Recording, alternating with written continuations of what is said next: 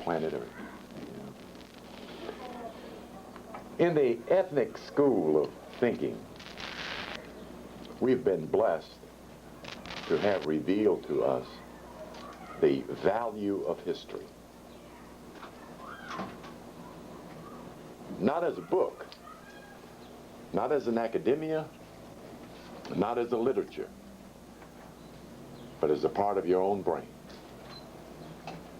The Europeans' concept history is a bit deceiving, but it does lend some directives to where we can go with this idea in terms of his story.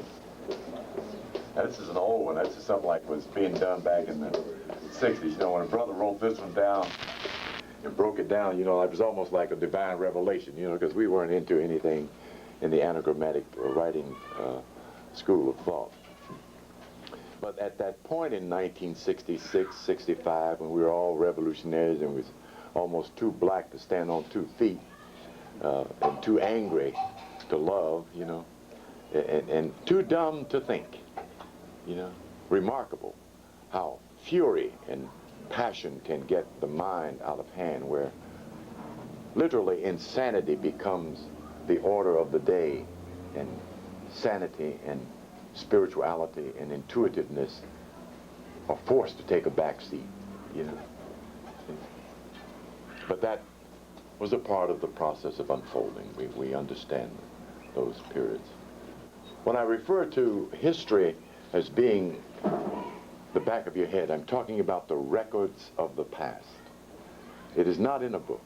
It is in you.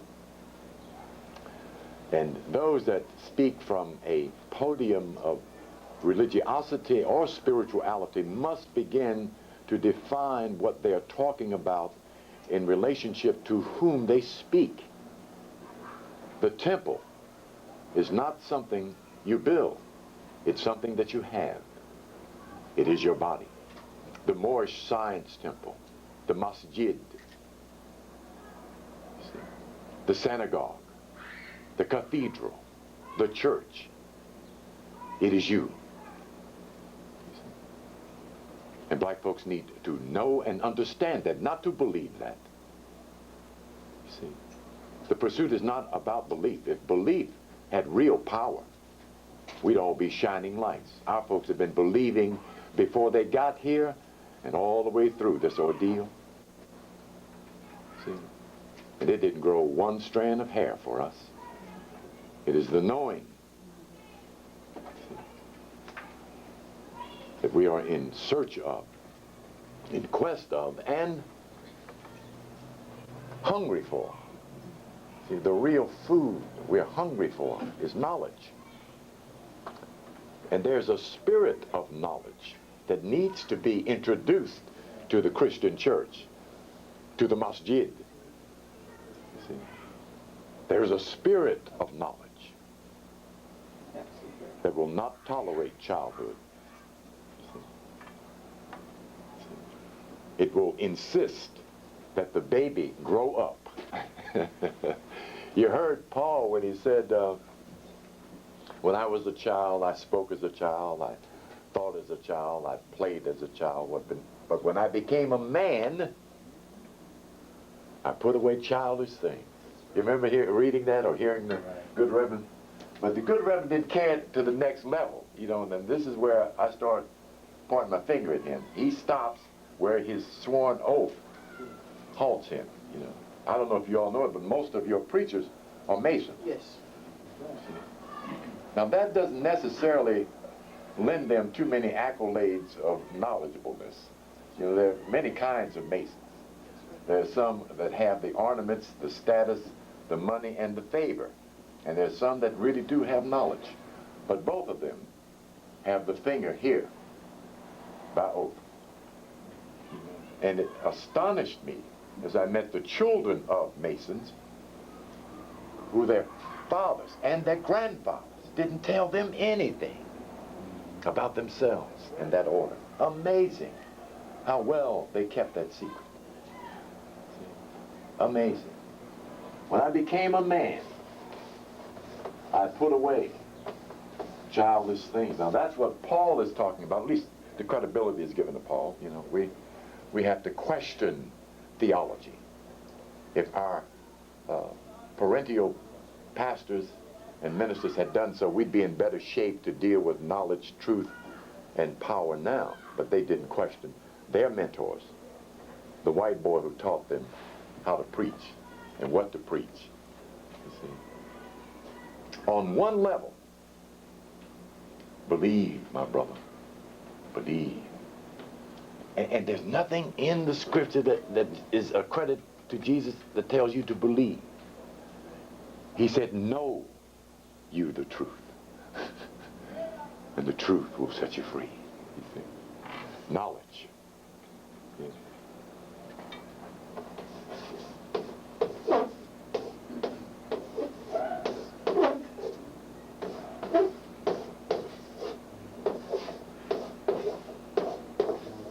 That's what a man is.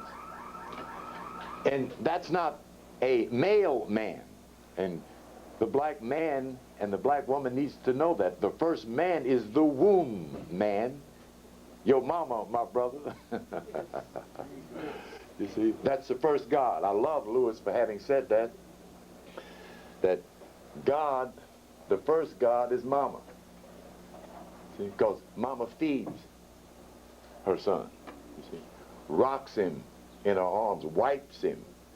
When he gets sick, she's the one sitting there up all night, giving him whatever remedies she know about. You see, most of it is her own energy that heals the child, you see, that raises him up, you see. That's first God. That teaches him how to say daddy, even if daddy ain't there. That's first God. See? And your ancestors understood that. And their devising of, as they were ordered to, from headquarters, to set up this system under the knowledge of nature. Let me erase this little concept here.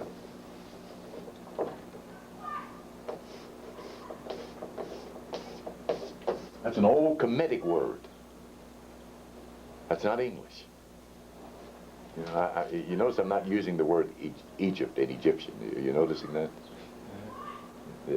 That's not a valid African word, but it does have its codex inscriptus meaning. We'll find out a little bit more about that Sunday.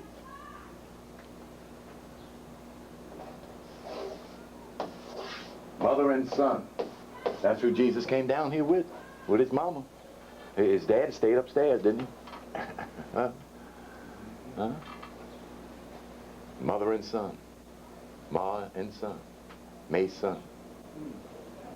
See? We're going to get into the language that we've been inoculated with understanding. We're going to go past believing. There is where we shall find both freedom and power in knowledge. Knowledge really is power. It really, really is. It stops children's mouths when you hand it to them. I went into a room full of, quote, so-called soul learners in Cleveland.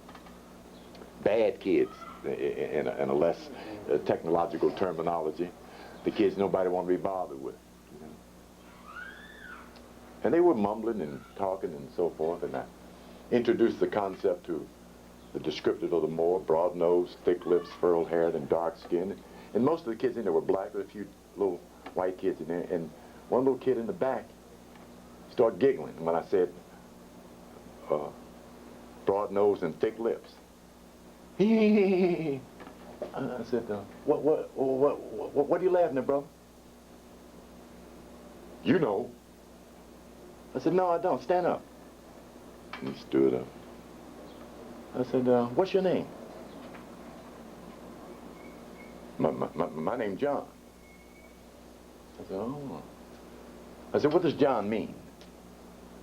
It got real quiet. Because when I said, what does John mean, everybody else had to wonder what their name meant. And they didn't know. It got, I mean, you could hear a mouse piss on cotton. Quiet. So he stood there and he said, John means John. You know, it was caught. You know, he'd been asked a question that he'd never thought about, let alone had an answer to. But it stopped the argument here, and the foolishness back here stopped. You see, because we're so attached to our name. When we take off our clothes, we leave on our name. We can't get named butt naked. You see, that boy had to think about that. I said, son, your name means love. Sit down. And I had command of that room for 3 hours with no interruption. Knowledge goes past the sheath of ignorance, which is defense. You see? Ignorance defends fear. It defends fear. Our children in the streets running with guns and bats and knives are not strong children. Those are the ones that are most frightened, and their greatest fear is the fear of death itself.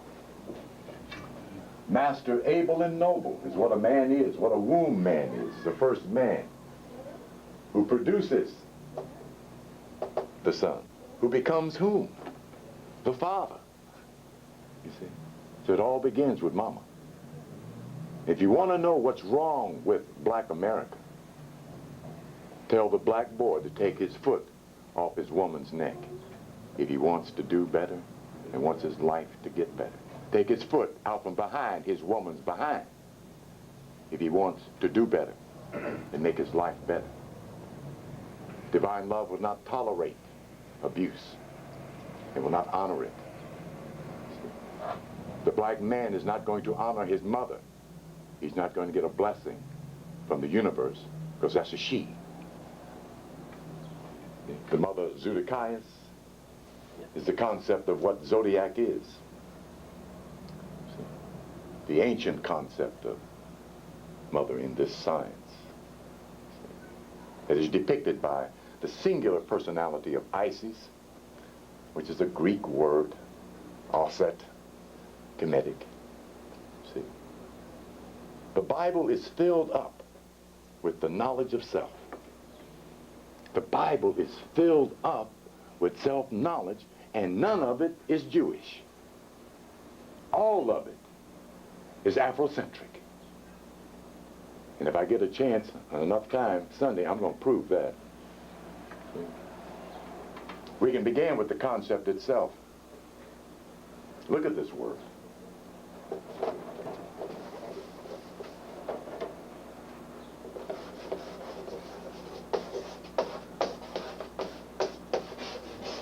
Erase the rest of this. You see, I like this board. When you erase stuff actually goes off the board. Again, one in Cleveland, you keep wiping and nothing would go away.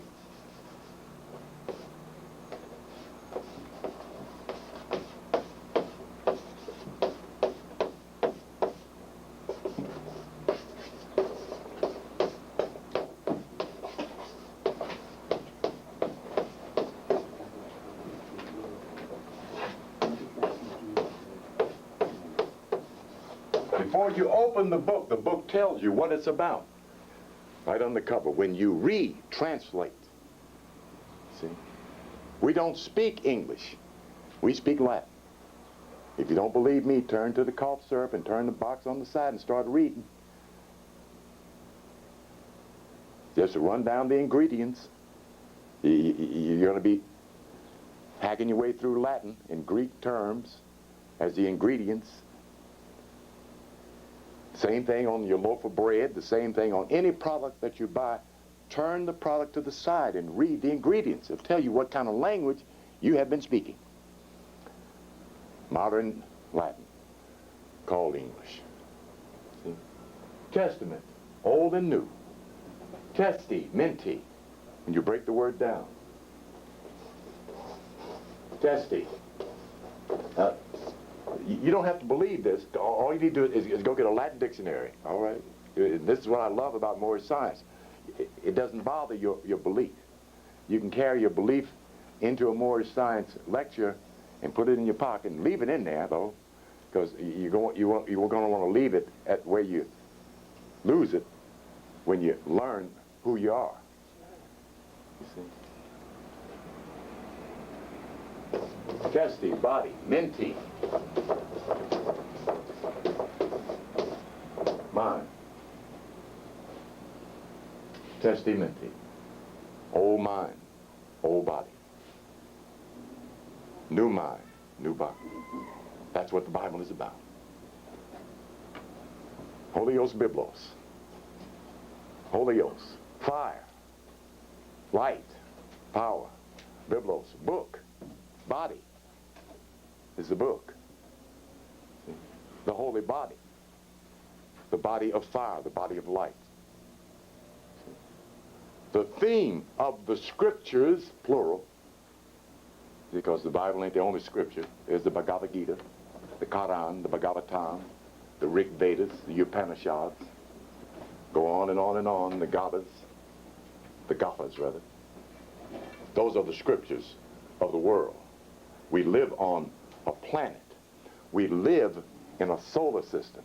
We live in a universe. And you're supposed to become a citizen of all of that. Yeah? You really don't live in Trenton, New Jersey. You see? Your credentials are much bigger than your city. And you have more rights than the white boy ever dreamed he could give you. And much of those that are your rights, he cannot withhold if you will claim them within your holy temple. Self-knowledge is what Moorish science is about. There are probably more than, but I categorize 12 areas of that level of knowledge that covers the full circumference of the 360-degree circle, that measures everything, that has a life form status. You were born in 9 months, right? Innocent, right? And then, amen. You know, when Reverend Biscuits say right, you're supposed to give up amen, especially when it's right. All right? Especially when it's correct. You see? 9 months. In a system, solar, of 9 planets. In a mathematical system of 9 numbers. See? Look at this mathematics. Because math don't lie. You see, even the good preacher won't give mathematics to the devil. He done gave him everything else. That's the devil's astrology. It belongs to the devil. Oh, I get on him, but I still love him because I know he's the pastor of our children. This is the babysitter. You see, you really can't knock the babysitter. The babysitter is supposed to watch the child. And the babysitter is only allowed to tell the baby ABC. Now let me hear you say it. ABC. All right. ABC. Let me hear you say it. That's the babysitter. That's your reverend. That's all he was supposed to tell you. He ain't supposed to tell you nothing about no X, Y, Z. That ain't his work. See? So you need another kind of preacher. One who teaches. Yeah. That's what you're waiting on. Another kind of preacher. One who teaches. My revelation inside is going to be black women. Because that's who's been saving us all the time, you know. Yes, sir. Yes, it's the black woman. God bless them. Yeah, that's who's going to bring us up out of this thing, because the black man done lost all his prestige. He done acted worse than the devil. Yes, he had. He has embarrassed everybody and everything. Okay, all right. Yeah. Technical difficulties. All right.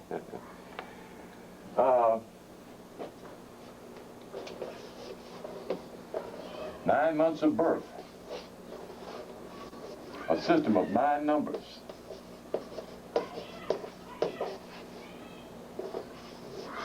What's the other 9 I mentioned?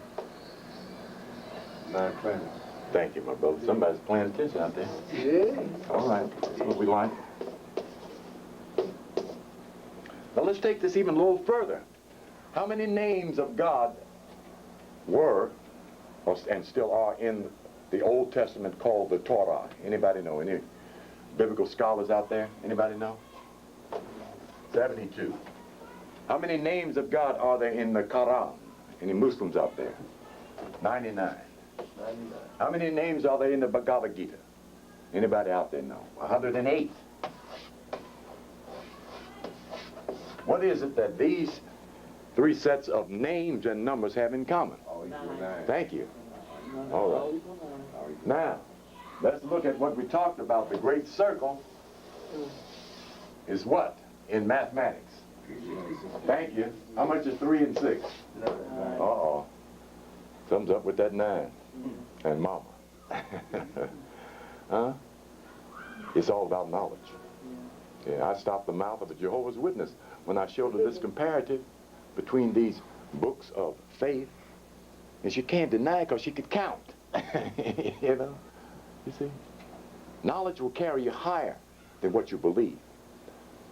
Including the young sister who will say, when you ask her, well, sister, what's your birth sign? Oh, I don't believe in that. I don't have no birth sign. She didn't stop the sun, the moon, and the stars from moving.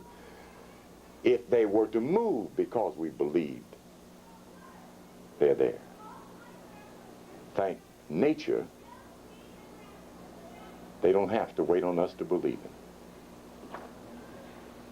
There are only 12 people on this planet. There's only 12 human beings on the planet. They're all found inside the circle of 360 degrees. Whatever time you were born, April the 4th, 1935 at 6:15 a.m. can be found inside the circle of 360 degrees on a certain angle represented by a certain sign called Aries or Taurus or Gemini, etc. What most Christians don't know, those are only the signs.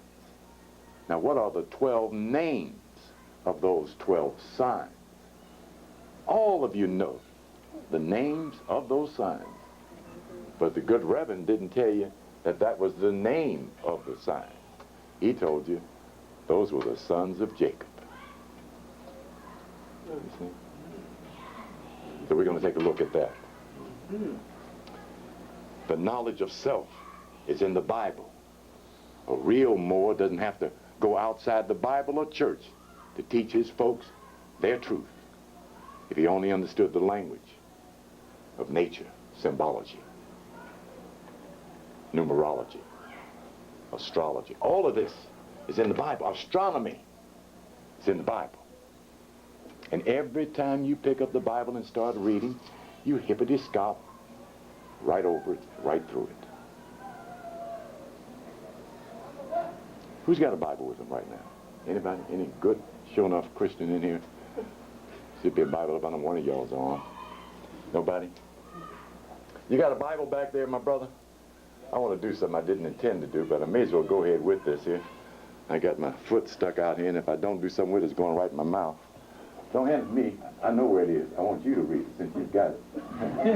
Thank you, my sister. Bless your heart. Turn to Genesis chapter 1, verse 14. It's a wonderful book. The Bible's a wonderful book. Wonderful, wonderful book. Start reading for us. Verse 14. And God said, out loud. And God said, let there be light in the firmament of the heavens, to divide the day from the night, to let them be of signs, and for seasons, and for days and years. And let them be for lights in the firmament of the heavens to give light upon the earth. And it was so.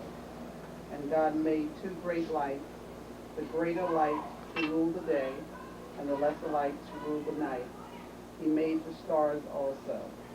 And God set them in the firmament of the heavens to give light upon the earth, and to rule over the day and over the night, and to divide the light from the darkness, and God saw that it was good. Thank you, very kind.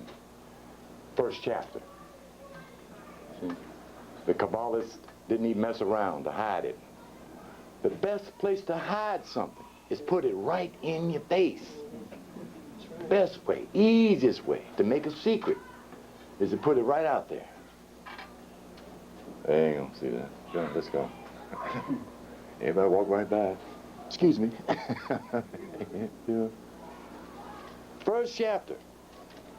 Thank you. First chapter. There is a point where human beings are supposed to grow up with their religion. Just as a boy outgrows Snickers and shorts. Then he's supposed to go put on long pants. A man's clothes, right? They have not allowed you all to outgrow your religion, your short pants and your Snickers. See? Not because they don't want to. Two reasons. One, the fear of losing their congregation, which means they would have lost their salaries. Okay, now unfortunately, that's very real.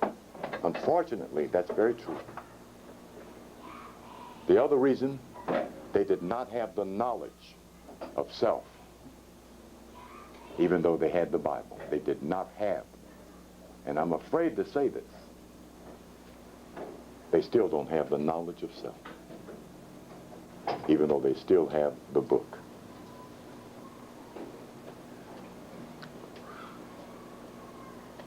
So we're going to look at 12 aspects of what I refer to as the essence of Moorish science. You're going to enjoy this. Even if you don't like it, you're going to learn something. So I'll be looking forward to seeing you Sunday. Bring somebody you love with you that you want to share some light with you. We have some here for you. If you have any questions, I got about 3 minutes. Throw it at me, anything. Let me see a hand go up there. No questions? All right. Yes, sir. Of the aliens we just read in the Bible there. The astrology. Now, you all were supposed to write those verses down. See, because the good Reverend ain't going to mention that to you Sunday. See, I want you here with pencils and Bibles. Okay, because I'm going to ask you to open the book to chapter this and chapter that. Prove me herewith, saith the Lord, that I shall open you a window to heaven and pour you out a blessing that there shall not be room enough to contain.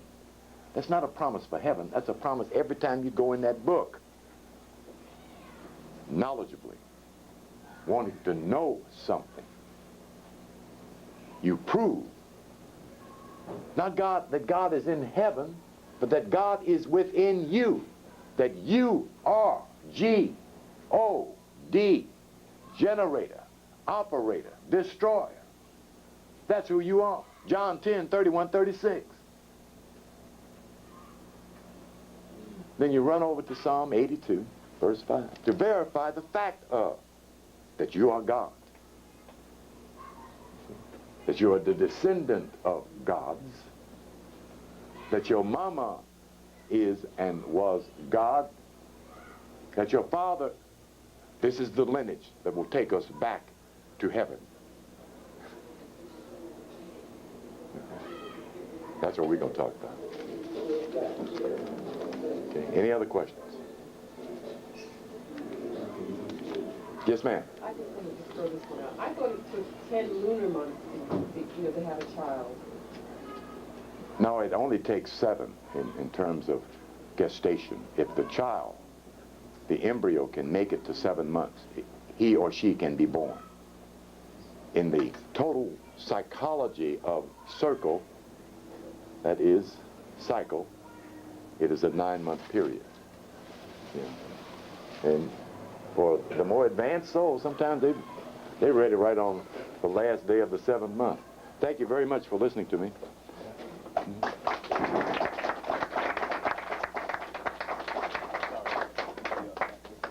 And brothers and sisters, that was C. Freeman El.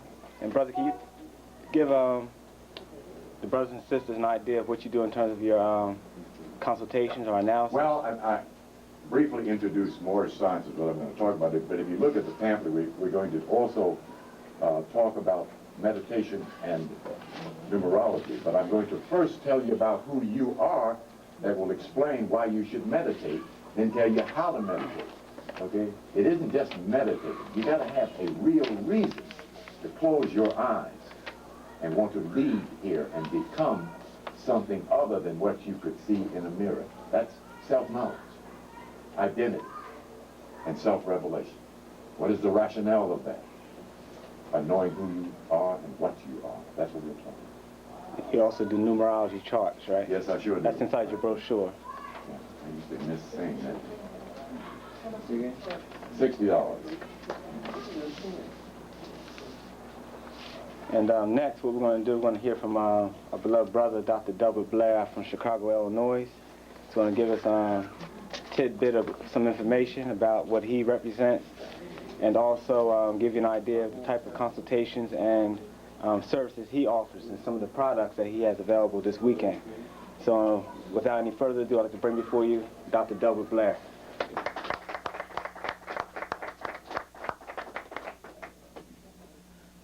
Let me say hi to everybody, and it's quite a time we're living in nowadays, right? Yes, sir. It's always been an interesting time, but it's a super interesting time now, believe me.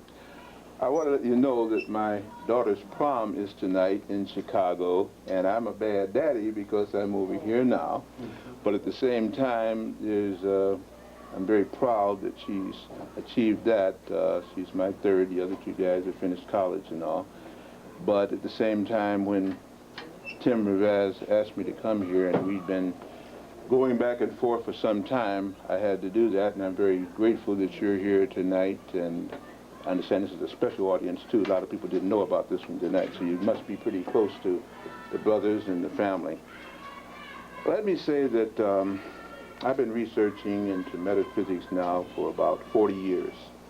My grandmother was a conjure woman in Jamaica, and although I was born here in the United States, I spent a little time on the islands, and I have seen things, and this used to amaze me, that people say can't happen. I not only saw them happen, but saw the people that could do those happenings.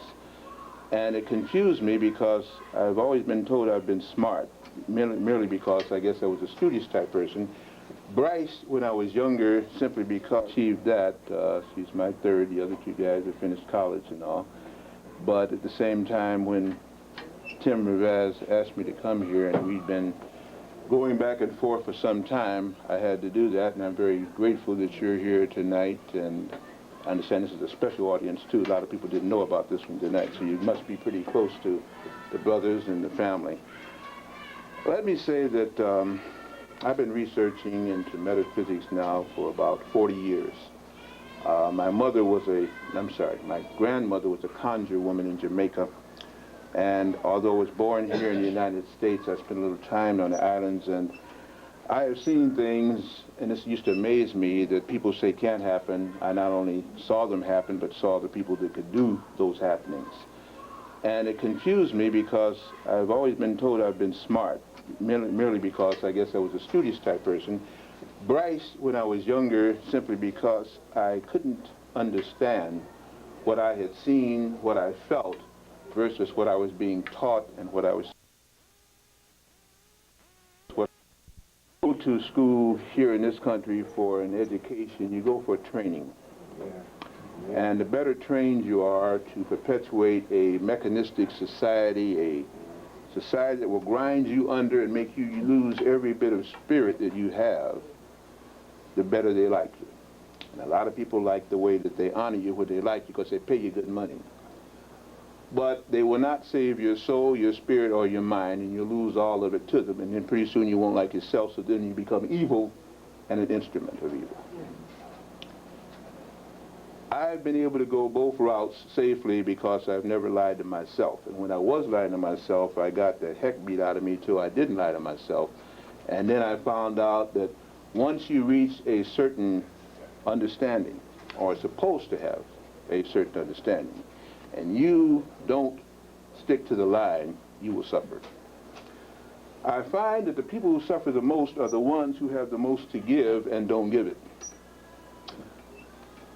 A dumb person cannot get a migraine headache. Did you know that? It's impossible for a dumb, ignorant person to get a migraine headache. Let me tell you why. People who get migraines are worriers. They want change.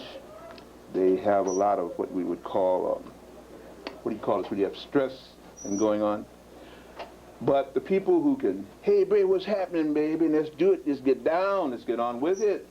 These people don't get migraines because they are so easily waving, just like a palm tree in a tornado and a hurricane. They bend anywhere. They stand for nothing, but they don't get migraine headaches.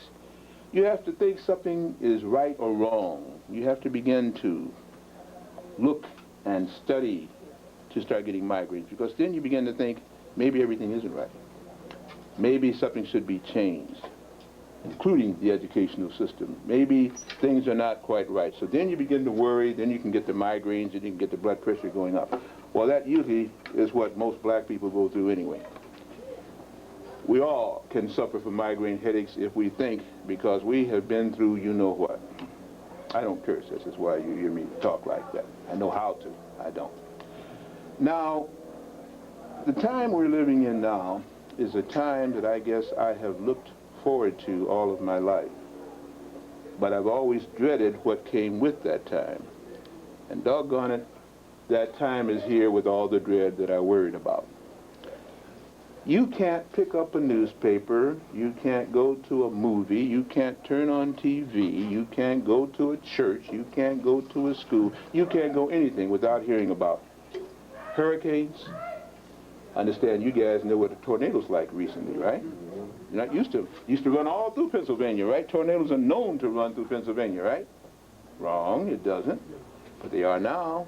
Hurricanes, tornadoes, earthquake, tsunamis, seiches, water spouts, droughts, plagues.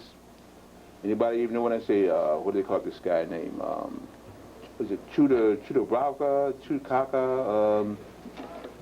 Can't think of this particular beast that they got running around now, but it's one that came out of Mexico now. That's running around draining people's blood, just like Dracula. Only it's got hind legs like a kangaroo, jumps over fences, over garages. I'm not kidding you. And same, one species of it flies now. Okay? If you listen to or look at the X-File or the Outer Limits or any other thing, you don't have to do anything now but turn it off and go to your window, because that's where the real picture is being shown. You have now, right out here in Montauk, Long Island, everybody pretty much on the East Coast knows Montauk. You're going up there again. How many have ever heard of the Montauk Project or Montauk? Just 3, 4 people. Well, that's better than most. Right out here on the East Coast, further up, they have a government-sponsored, over the last 28 years knowingly, and the last 50 years overall in time travel. Now, this is not Sliders. This is not some movie. This is on your side of this continent, in Long Island. They're experimenting with time travel. How many remember, let's see, this couldn't have been more than about 4 or 5 years ago, where there was a so-called series of fires up here along the coast. It was out there at Montauk, Long Island. It hit some of the nice, rich homes there again. And there was also a couple of blackouts and brownouts. They said it was a big power failure at the Niagara Falls terminal. Anybody remember that in here, since you're on this side of town? Nobody heard about that in here. That's fascinating to me. See, this is why I say, boy, nobody heard about that. Then I won't, 2 people. I heard about the Delbert Blair tape. Oh, the Delbert Blair tape, yeah. You should hear me take on some of these scientists and begin to debate them when we really get down heavy with it. It's very interesting that this kind of thing you have. How many listen to the Art Bell show here? It started out here, I think, on the East Coast maybe about 2 months ago. 1 person only. This is even more amazing. Art Bell After Dark. Huh? Art Bell After Dark. You got the publication and all, too. Okay. Well, let me just say to you, I won't go that way out with you. Then I'll draw back in the range right quick. We'll stay more in where you are, but before you leave here this weekend, if you come back, we're going to all be way out, because I'm going to present to you some things and tell you about some things and how ways you can check about to see if I'm lying. And if not, then you have to ask, God have mercy on us, or somebody, what in the world is going on? I stated that we go here to these schools and we get trained and not educated. And I insist that that is the truth.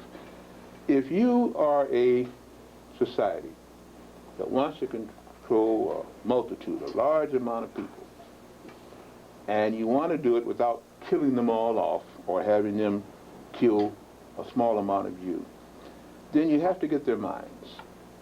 And I know you have read many books on black history about how the minds of the black man has been taken. But they didn't take the minds of the black man. They educated, miseducated the brains of the black man. And they used fear, treachery, and all type of ways to begin to gain that power. But an educated person is a very dangerous person if the person is truly educated. There's a difference between knowledge and wisdom, just like there's a difference between education and training. An educated person learns to be educated every day of his or her life, out in the streets, conversations, books, TVs, and they're constantly grasping. As I heard Freeman El there say again, in meditation, in prayer, it's a walking prayer that I want to know, revealed to me. Let me know if what I know is truth. I make a statement a lot. If you've seen any of my tapes, many you probably haven't done that either, but whatever. There is no truth until you decide what truth is. Now I repeat that again. There is no truth until you decide what truth is. We have been told by the first thing you learned, again, if you go into the physics classes or if you go otherwise, that no two things can occupy the same space at the same time. That's basic physics and chemistry again. One body, once set in motion, tends to stay in motion. We call it inertia and all these kind of things. Now these are fundamental laws by which supposedly they're forming nuclear weapons and they're making fiber optics and this kind of thing. And both those things are lies. And they didn't make fiber optics. It was handed to them. It was handed to them. I repeat again. Many things can occupy the same space at the same time based on their rate of vibration, based on their inward molecular resonance. Simply means how fast they vibrate. When you watch these tornadoes, and let's hope you never see one up close. I got the one close up, and I was already praying, so then I just shut up because there was nothing more to say. It was either going to happen or I was gone, because that is a powerful thing. And I was told that was a mild tornado. It was nothing like a hurricane. After a tornado passes, strange things happen. With a tornado, you can find, what's very interesting to me, straw out of a wood pile, out of a broom on a farm or so, embedded in bricks. Here's the straw sticking out of a brick wall, or lots of straw sticking on a brick wall. Now you take a piece of straw and you jam it against a brick wall, and of course that straw is going right into that brick, isn't it? Done right, not hard. The only thing going in that brick is your sore thumb or finger that you might break by pushing it like that. But with tornadoes and hurricanes, a strange phenomenon. They go, and there's straw sticking out of bricks. You say, well, how is that possible? Everything has a rate of vibration. Understand, there's going to be a martial arts teacher instructor tomorrow. They will also deal with vibrations and how things can render. Everything, there's no such thing as a solid. Everything has a rate of vibration. And everything has a formation to be what it is. But under a third force, and that tornado or that hurricane is that third force, those molecules begin to move at a very fast rate. And pretty soon that third force influences the straw and what? The brick wall. And when they all get to vibrating, the force doesn't ask you, are you a straw? Are you a brick? It says, obey or be scattered with my winds, because that is a wind. And when the force finally leaves, things are rearranged, which lets us know one thing. We're not solid. We aren't powerful. And we are all subject to a higher will, a higher vibration. If it can work on straw and brick, it can surely work on the tissue and soft tissue and organs of a person. You can reorganize yourself by reaching a higher vibration. Those that are masters of such then begin to control the winds and control the fire. And those that are beginning to learn it only can consume it in the form of food or in the form of thought. Higher thoughts make you vibrate faster. To think higher thoughts, your body must be organized to do so, or you get headaches, or you get disease, imbalance. That's why it takes a lot of energy to think. In fact, it takes 15 times, they used to tell me 10, 15 times more energy to think than it does to run a mile. 15 times. Most of the time they tell us what? We use less than 1/10 of our brain power. Quite obviously so, because we don't have enough energy to do so. And to give you a summation of what is happening at our planet, on our planet, with our planet at this time. Our planet is beginning to bring in the vibrations to let you think in an esoteric, spiritual, strong way. I didn't say religious, I said spiritual way. It is bringing in enough energy to give man back the power that he once had, and man being again what is be called a kind of man, or mankind means he or she. Because of this, the limited power that we now use, which is electrical power, will fail very soon. Make your preparations. Mark me, quote me. Power electrical is going to fail, and it's not going to take 3 years. I don't know what plans you have in the future, but I know one plan that you ought to begin to think about. Without electrical power, nothing in this society will work, because everything here is electromagnetic, electrical frequencies. And electrical frequency is a lowered, modulated form of magnetism. Think about this. Give you an example. Hope Brother Al doesn't mind. I gave you an example of the straw and the brick, right? Mm-hmm. Now, I gave you another example of frequency.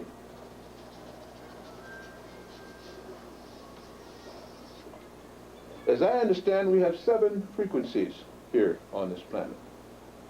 1, 2, 3, 4, 5, 6, 7.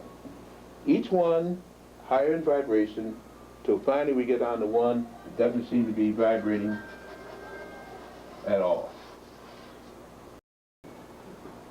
Magnetism is a high frequency. Electricity is a lower frequency. But they're just 2 of 5 other frequencies. As we become more magnetic, we're going to get more and more storms. We're going to get more and more things happening in the ocean. We're going to get more and more storms and volcanic eruptions and hurricanes and everything else. It didn't have to be that way. But this is the way the electrical people wanted it to be. Our planet is supposed to be magnetic. Distorters have made it electromagnetic, and humans have made it electric. The planet says, no more. I am awakening, I shall raise my frequency, and whatever does not raise frequency with me shall not exist, or shall change to my frequency, one of the two. People with melanin, is there anybody here, because I asked a couple other questions, now we'll get a consensus, I'll bet you. Anybody here doesn't know what melanin is? If you don't know what melanin is, raise your hand, please. Okay? Is there anybody here that never heard of the word or the term melanin? That's good. All right. That's a help for me. Melanin is what makes you have dark skin, dark hair, dark anything. It is a melanin granule in there that makes it there. They have a term called melanocyte, melanin site, a site where melanin frequents. When you bleed, you stop bleeding because they say the blood coagulates. Well, that may be true, but black people form what is called keloids. Keloids have done a whole lot of harm to black people, including scarring permanently, because it is a rough ingrafting of skin that happens after the cut heals. The only reason that forms like that is because there wasn't enough oxygen and there's too much electricity. Under magnetism, it would be a smooth healing, and the person would say, did I ever get cut? We operate on the wrong frequency. Why? Because we have what is called a pineal gland. Not pineal, pineal gland. Looks like a little pine cone. Anybody ever seen a pine cone out in the woods or so? If not, go to the dictionary and look it up later on. You'll see a picture of a pine cone. And it hangs from the pituitary gland, if you would, and this pine cone influences the pituitary gland. Now in school they told me, and you tell me if they told you differently, that the master gland of the body is what? Pituitary gland. They didn't tell you that in school. Okay. They told me that lie. How is it that the pituitary gland can be the master gland if it takes orders from the pineal gland? And it does. The pineal gland tells the pituitary gland what to do by secreting what is called zerenin. Zerenin. It also secretes what is called zeranase. Then the pituitary gland begins to do whatever it is that it's going to do. Right? That pineal gland is what lets you dream at night and remember them. It's what lets you dream in color. It's a big crystal in your skull. That's why I heard you mention the Masonic order and so, that they would teach that the Great Pyramid at Giza, and that's just one of hundreds of pyramids on this planet, and on other planets too, by the way, that little vibration that's there represented the king's chamber. And that whole complex represents your skull and your body, but it's not mankind's body and not human's body, it's man's body. And that's the difference. We've been taught we're all equal. We're not equal. We've been taught we all came from the same source. We didn't come from the same source. But we have been miscegenated on this planet, and this is another thing that's caused a lot of problems. What am I scattering, shouting about? Give me a few more minutes. I want you to come with me, but if I can't interest you, you won't listen to me. I want you to listen to me and find your truth tonight. So if I'm here the rest of the weekend, or if you can avail yourself of the tapes, or if no more, if you just think a little bit more, you'll be thinking along lines that may save your life. May not, but it may. This pineal gland is now what is coveted by mankind and human on this planet, because theirs is atrophied, doesn't work too well. And the more they expose themselves to electrical propagations and tell lies and eat the wrong foods, the more it's not going to work. Atlanta child murders, mutilations is what they were, was to get and study melanin, and to get it in its richest form at puberty and prepubescence amongst those who were so strong, because all those kids that they killed.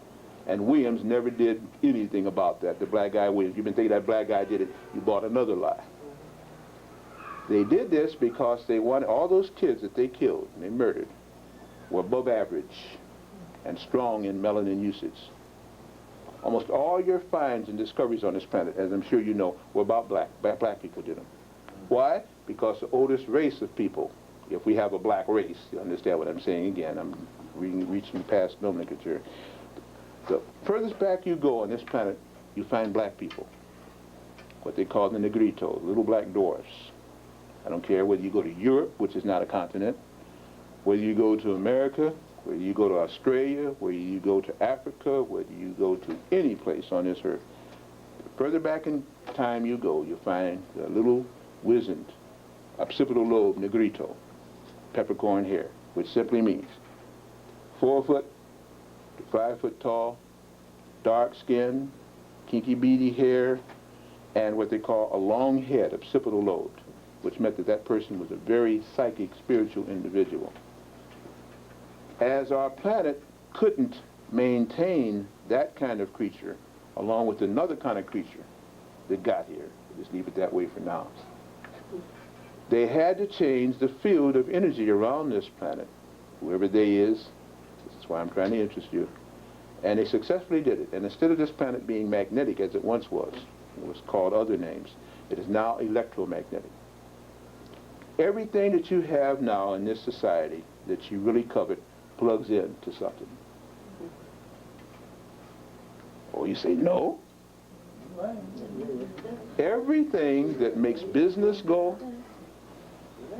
that makes you enjoy your family time at home, that, oh, talk too long?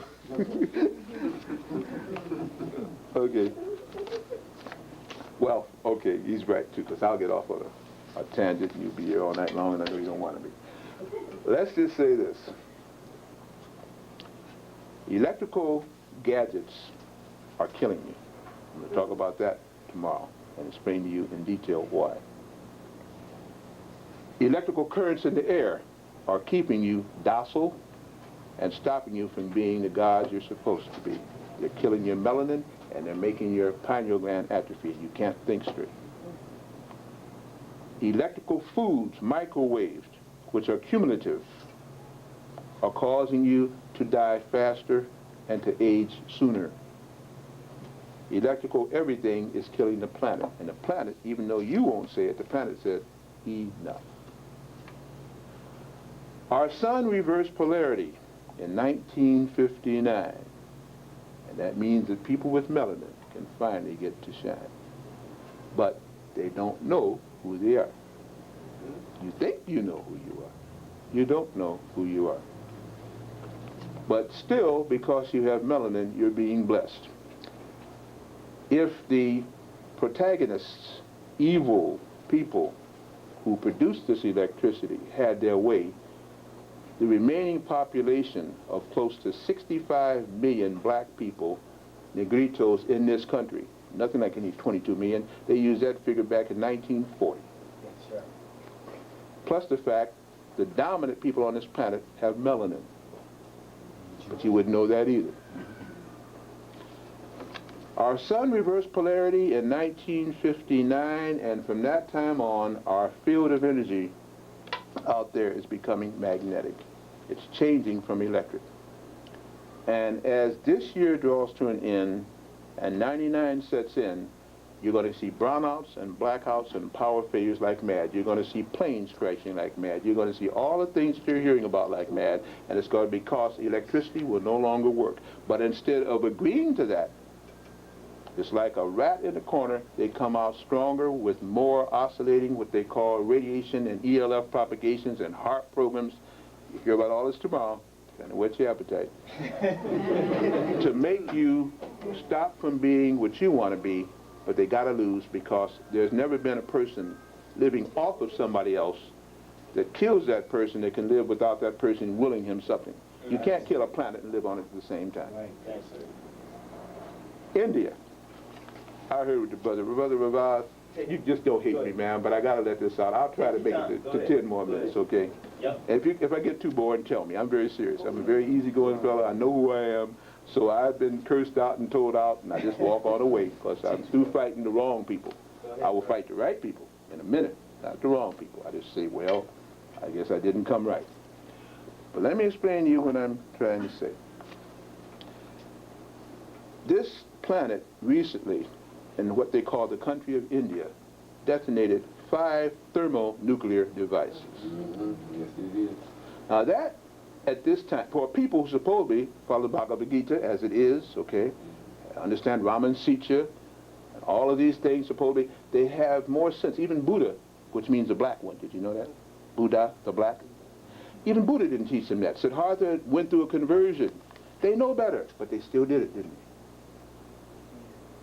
And of course, none of the World Control's New World Order press releases or papers that the editors all belong to the New World Order and the publishers run the paper, and they all are part of the New World Order, touch the fact that after that there was a 6.2 earthquake right up there near India, and then Pakistan, like a little bad boy rattling his saber, they couldn't even produce a thermonuclear device, they just produced a nuclear device, which means it's so dirty that the ground's now contaminated.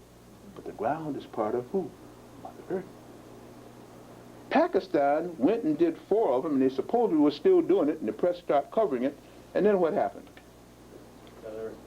7.5 earthquake hit Afghanistan. Look on your map. Pakistan's here, India's here, Afghanistan's in the middle, but there was no relationship to exploding nuclear and thermonuclear device, was it? These earthquakes just happened there, right? All within the space of 5 days, huh? You want to believe that? Then you better go back to your churches and pray for some kind of sense, because that is illogical. That is illogical. They don't fear God because they think they're gods. They don't fear religion because they made it. I know that hurts some of you, but I'm telling you the truth. But what they do fear is that they may not be able to stay on the surface of this planet too much longer. You'll never get rid of them, but the planet will. But the planet will get rid of you too, unless you find out who you are real quick. Yes. Real quickly. The very negative things that they have invented will now turn against the beast, because the beast was created by the beast. You talk about 666, those are acronyms, those are what do you call those things when they're metaphors? The point is, this is a time, 666 turned over is what, 999? Think about it. When they're in 998, okay? The time now for the beast's reign to end is there, and the only thing keeping the beast around is you. Now that sounds like I am a lunatic. I am not lunartic. The moon does not control me. I'm a sunshine. I'm a Solomon, a soul man, a sun man. I know who I am. The only one keeping you under this beast is you. You don't have the power to throw him off, because you're going to fight him with his weapons and you will lose. Yesterday. He waits for that. He longs for that. And she does too, because she worships her man. But you must understand, there's things that are going on here now that are very interesting to behold. And if you just know who you are, you can stand back. You might not be able to stay in some of these cities, but you can stand back. And if it gets rough enough and you do meditate correctly, you can be able to stay in the cities. But you won't be able to pray. You have to do a lot of meditating. Conclusion. Why have I jumped around like this? The programs that they have in place now are to kill your embryos and to kill your embryonic mind. Kill your new seed and new birth. The souls coming in now are the old warriors returning. They know what to do. So they want that not to happen. And then they want to kill the new birth that can come from the pineal gland when it operates, a birth of consciousness that will give birth to thoughts and things that you don't believe could happen. And when you vibrate that fast, everything obeys you. Insects will obey you. Winds will obey you. Waters will obey you. Fire will obey you. And earth will obey you, but not individually. It's when our people awaken and start to vibrate at a different rate of speed than they have been reduced to vibrating, because that's why you're so feared. You're hated because you're feared, but you don't understand who you are. So I simply say, some of the products that I have brought, and it's limited, are products that I feel can help you immediately. I can give you examples and tests. If you come tomorrow to a lecture, I will take 3 or 4 people and show you what these products can do, not tomorrow, but immediately. Products such as a magnet. So this little block magnet. This way, nothing. But this way, strong. Gauss. Gauss means the distance between things where magnetic effect takes place. Okay? This is another healing, saving grace power, because the pineal gland loves magnetism. And the more magnetic your blood is, the more your pineal gland is going to start working correctly. All this jewelry I have on is magnetic jewelry. There's two folds for having this on, so I can think straight and protect myself, my bloodstream. 2 magnets in this ring. 1, 2, 3, 4, 5 magnets in that band. 4 magnets in this one, all over my main arteries and veins, which means my blood is constantly getting circulated. As it circulates, it's getting magnetized. Insoles in your feet to ground you out where your meridians end there, because everything you operate ends at your hands, your ears, and your feet. And you can work on any part of your body by using your hands, your ears, and your feet. And you don't have to stick needles in. I'm very sorry for the acupuncturist. That's primitive. You don't have to puncture anything. Pressure and magnetism will do the same job. But some people have to get real in order to be real psychic, in order to think something's happening. I'm not downing the science. I'm saying there are many sciences. Have on my body a diode. It is my, what do they call that card? American Express card. I don't leave home without it. And it's going to get me out of more trouble than that American Express card can get me into. This little diode you put against your skin, and it sets up a field of force around your body. You need 2, one on the left side of your body, one on the right side of your body. Once you have 2, they will begin to operate very well. This will stop radiation from bothering you from TV sets, computers, and most other things like that. Now, if you're going to run into an atomic bomb, no, you're going to have to get more than these 2 little diodes. But mark my words, after the year 2000, they'll be making homes with whole walls of diode material. And they'll face it either where the sun rises, if it still rises in the east. I doubt it after that time, but we'll see. And that will protect surface dwellers against most radiation. Earthworms will be part of the new society, because earthworms, a certain thing. How many of you saw the movie Dune some time ago? That was a prophetic thing in Dune.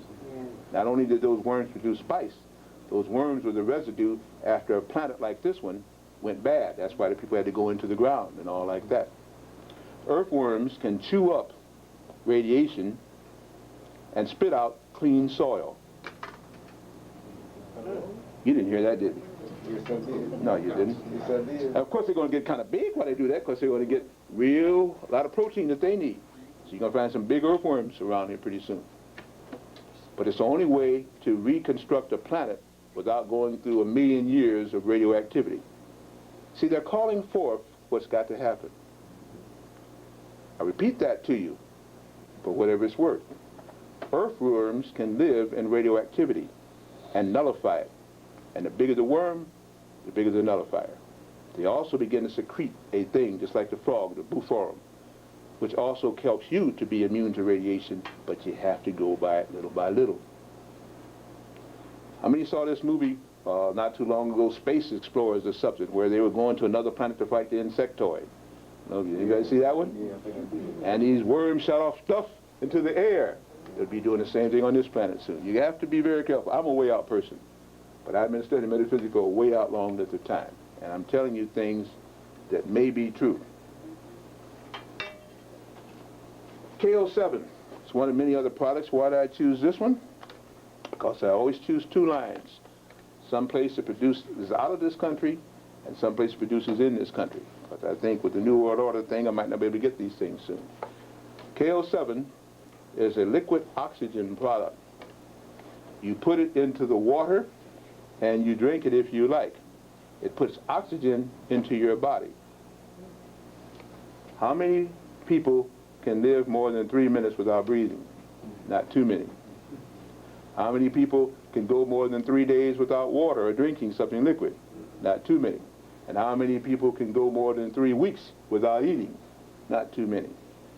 This particular thing here will produce oxygen in your water. What does it do? You're on a camping trip, they cut off the water supply, you take this with you, whatever water you get, you take it, you put it in there, you shake it up, and you wait roughly 3 minutes, you wait. You can then drink that water.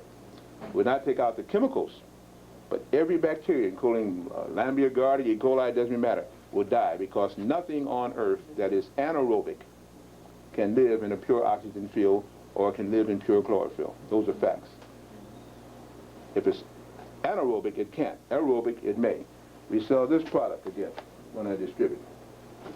Poor, tired, bunion-like feet and those hurtful things again, instead of the acupressure, put on a magnetic insole. Hits every meridian on your foot and begins to send a magnetic field at your top. And then if you want, you put your headband or head on it and bring the thing on up to your head. Those headaches go away immediately when you start wearing magnetic things. Notice I came in here, brother was selling bipolar water. That's good too, but usually you have to work up to that. Low back pain, magnetic belt with an abdominal solar flexing thing. We also have energy down here at our solar plexus because we're still sun systems. So you magnetize that, give me a little lunar impinge, put this over your back, and those pains start going away. Most, I meant to say if you got shot by a magnum or if you got cut by a knife, no, I'm not saying that. But most pains will go away within 3.5 minutes, and they always will diminish when you're in a magnetic field. We even have magnetic mattress pads that fit over king size, queen size, full or twin, where you sleep at night in a complete magnetic field. Feel much better, pains start going away, circulation improves, bad bacteria start dying, and you become a new person. Magnetism. Everything now is becoming magnetic. We've got most of the things I brought to show.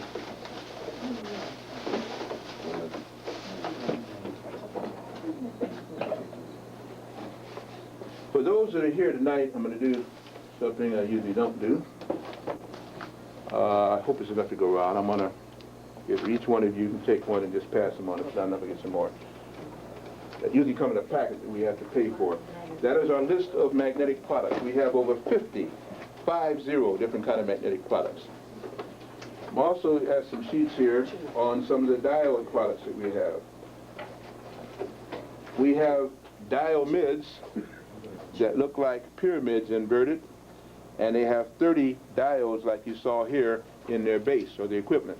They protect you from radiation for 60 yards around. They're for your homes or one floor of an office building, and so like that. We'll get into more of that. We have what are called crystal diode transmitters, which are made up of amethyst crystals and diode on the base. You put that on top of your TV set or your computer set, it protects 8 feet around. Anything around that's radioactive 8 feet around is nullified. There is so much that is going on now that, again, what is it? I weep for my people, or I pray for my people because of, what does it go? Ignorance and lack of knowledge and so on like this again. Right now, if you believe everything you're hearing on these boob tubes, you go kill yourself. And you probably do that anyway, subconsciously. But they are as worried as they're trying to make you worry. Not because of you, because you're powerless on the plane that they have taught you and trained you. But you are powerful if you just stand back, get from amongst them, and know who you are.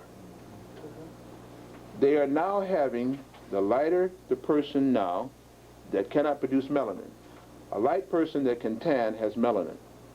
Some people can't tan. So what happens? The innards get burned.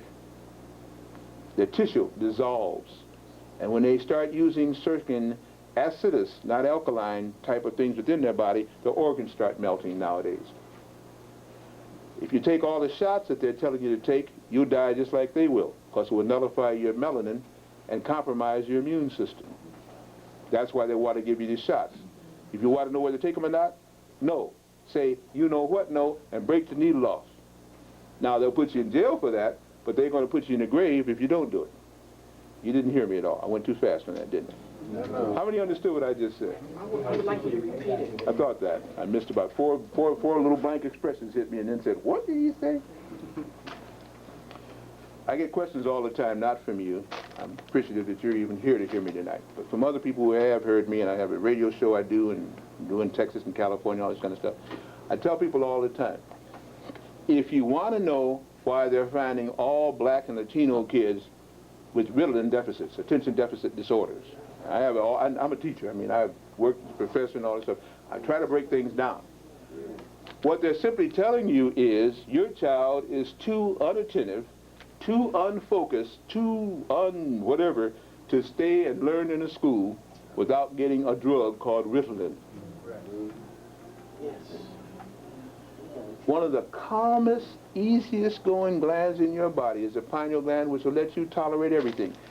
Who can ever say that black people are too hyper? If we were hyper, we'd be committing suicide like most other races of people with less melanin, because of all the you-know-what that we've gone through.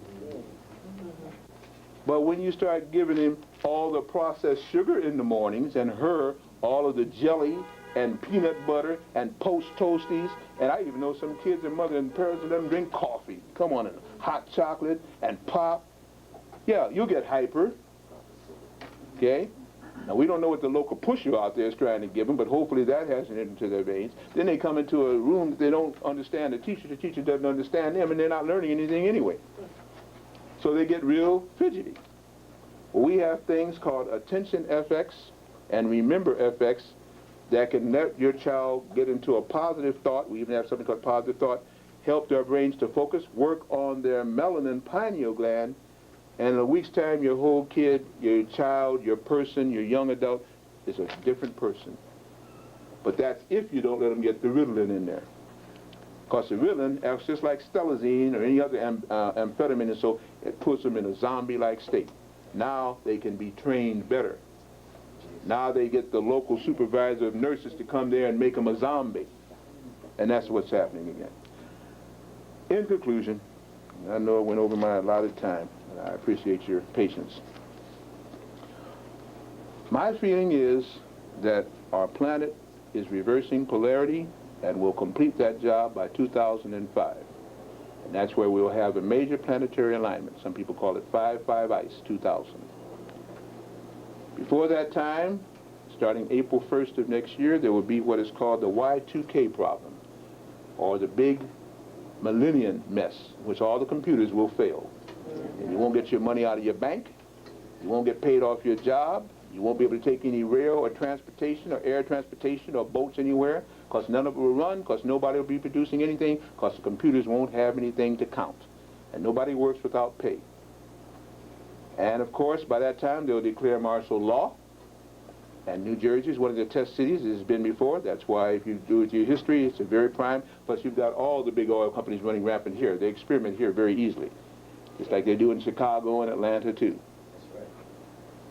If that computer failure comes, and I said this in South Carolina some time ago, where's Dr. Africa? He's in the back, and again, and he heard me say it then. And the people politely listened to what I was saying, but it was so way out for them. They just said, well, that's Brother Blair, Dr. Blair. Nobody takes him on because he's way out. So, you know, but he's... Well, I said that in October of last year. By October of this year, that's all you're going to be hearing is about the coming computer crash. That's not my lecture tomorrow, but that's one of my tapes. When that happens, you would be able to do no transaction using electronic transfers of any kind. Why do you think all these businesses are folding and conglomerating? You think all these mergers are because they are trying to save money? They make all the money in the world, but the money in the world won't do a thing for them. They're running, they're scared, and they know it's coming to an end, and they know the Christ is coming, and they want to convert and either get on the ground, up to Mars or the moon, or under the ground, just like Deep Impact tried to show. And anytime they show you a black president, believe me, it's for something. For Spielberg, he's a Jewish person. When they show you a black president, they know what it's going to take in order to match the frequency of the incoming rays. They won't be able to think straight. That's why they're already going crazy. Why do you think they want to miscegenate and produce black youngsters? They want melanin. They want to survive. The planet is yours, but you just don't know who you are. Thank you very much, Brother Tim, for letting me go faster and longer than I want. I will only say again, I am not psychotic. I am not crazy. I am neurotic with deep neurosis. And if you are alive as a black person in this land and you don't have some neurosis, you're already psychotic, just like they are. Thank you very much.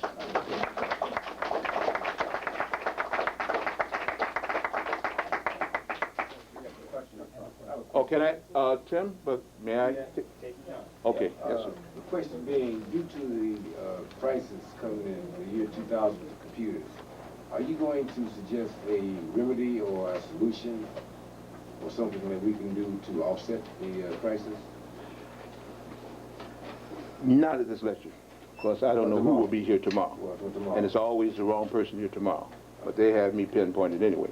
What I'm simply saying is this. There's very little that you, as a person, unless you are on the board of governors for the Illuminati, That or not. okay, can do about this. They planned it this way. They're telling you, it really wasn't King Alfred. It was called HUAC's, McCarran's Acts of House Un-American Activities Program. That was a book, the King Alfred Plan. And people took that for real. That was talking about the McCarran Act, Senator Nasty McCarran.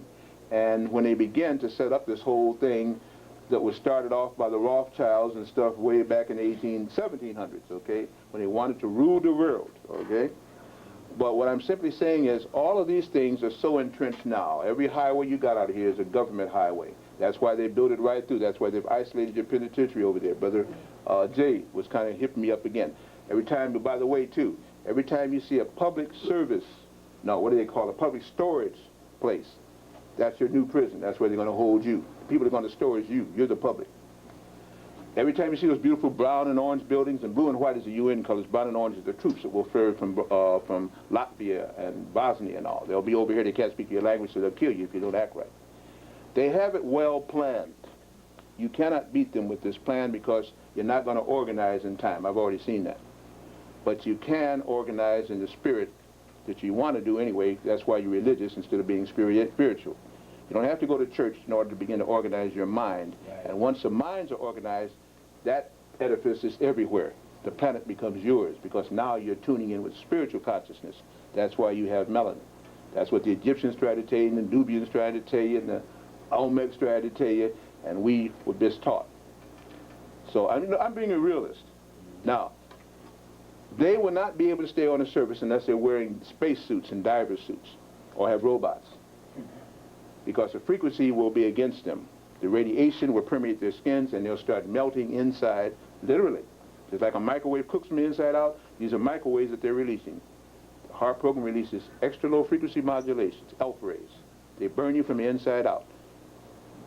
You don't like somebody, I can tell you I can take 2 microwave ovens and burn a whole building out. The people will come out of there in 3 days' time from the inside out bleeding. And you won't touch them, just spinning ELF waves there. They are doing this to our planet, and our planet does not like it. Tell you something else too. You heard probably recently, because I do a show out of Dallas every Monday night with the commissioner down there. You heard that in Houston, San Antonio, oh, by the way, I might tell my brother too, you know, be careful if you go down into Texas to San Antonio. I want to talk with you before you go. Houston, San Antonio, Dallas, there's a big cloud cover coming up there. It's hydrocarbon again, and it's causing people to flood the hospitals. People can't breathe. Okay? They say it's from all those fires that humans started down in Mexico and Honduras and Guatemala and, you know, all of these places along that, Venezuela, all these places there. What's very interesting about all of that is that's a lie. That the press is bringing you on 2, 5, 7, and 9 and whatever other channels you have every night. That's a lie. The fires are being started by Americans and American-paid henchmen. But they're doing it to cover over one of the biggest volcanoes that's about to go off that this earth has seen. You think that Pele and Krakatoa was living hell. That thing goes off, you haven't seen hell yet. They have had UFO sightings down in Mexico City and took pictures of them. A huge one was over Mexico City for almost 3 weeks back in February and March. The world press, the Japanese were there. What did your press do? That's why you haven't heard about it. This big spaceship was releasing a lot of little spaceships, or if it's not a spaceship, this UFO, unidentified. So I identified it, you can leave it unidentified. But this thing was moving toward a mountain, so much so that the people began to say, well, I want to see these things. So they ran up to this mountain where these UFOs were going to. And as they began to climb up to the parapets of this mountain, they began to feel heat on their feet. Long story short, now around this area, which is right almost in the smack of Mexico City. Nothing can walk for now 5 miles around because it's 200 degrees Fahrenheit on the ground. There is a live volcanic lava underneath the ground. And they found out that this mountain that they saw these UFOs going to was about to crest, that there was lava coming up. And nobody had told them anything about it. Now they're worried to death. You're going to see more Latinos leaving Mexico City and coming into the United States like mad because they have been warned and they know what's happening. That land is going to be barren. And that volcano there will make Mount St. Helens look like a pimple. And you haven't heard a thing about it. Okay? That heat is also part of an active volcanic line that is coming into the Madrid fault line, which is in the Midwest of the United States, and around here you have another fault line that runs underneath your ocean here. And everything in New York City and New Jersey is connected by bridges. You're nothing but islands here. You're one of the biggest ones, none, almost like a mainland, compared to the boroughs. It's a dangerous time. The fish are already leaving the ocean. Piscaria, which is God, this red death, is killing fish and making fish eaters worried because that sore can be transferred to the human body. But not with active melanin, but they didn't tell you that, did they? You got a gift from the gods. I'm sorry. I'm on the roll again. I see. Thank you.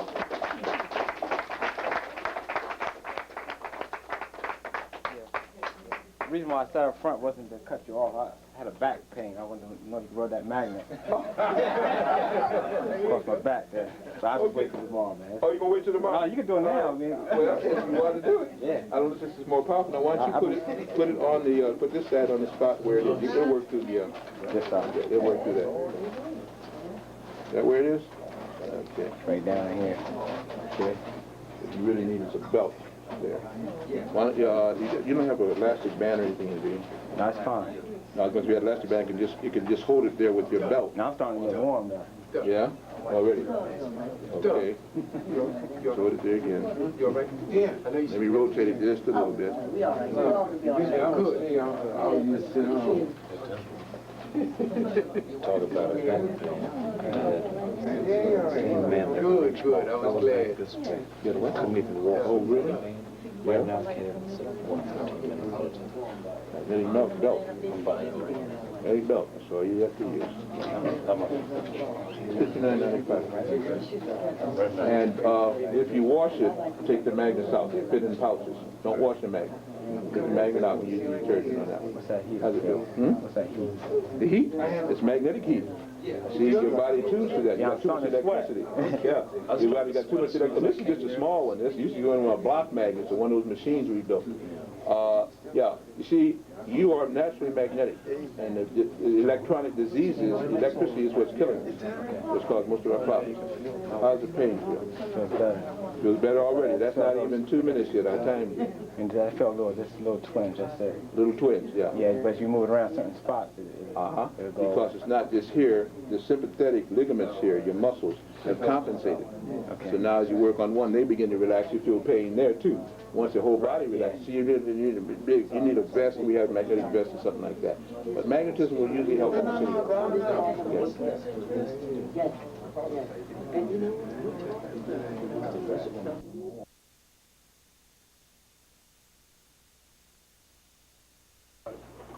Said everything that I could comment on how this came together. It's just that from my point of view, it's something that we felt a compulsion that had to be done. Again, through my own personal experience, and a lot of you are familiar with some of the things I do, you know, where I work, you know, what I have come through. And, well, for those of you that don't, I work at the prison. Like I said, Dr. Blair mentioned, I mentioned some things to him about it. And I, for a lot of years, have done just research and study about the things that have affected us in certain ways. But when Tim and I decided to reorganize the business of Razak's books, we felt that the best way to do that would be through this vehicle rather than open up a storefront. And it has been that every individual lecturer, or speaker that we have asked to come forward has readily accepted. And then once they got here, it just seemed like it was exactly the right time for that particular person to be here with us.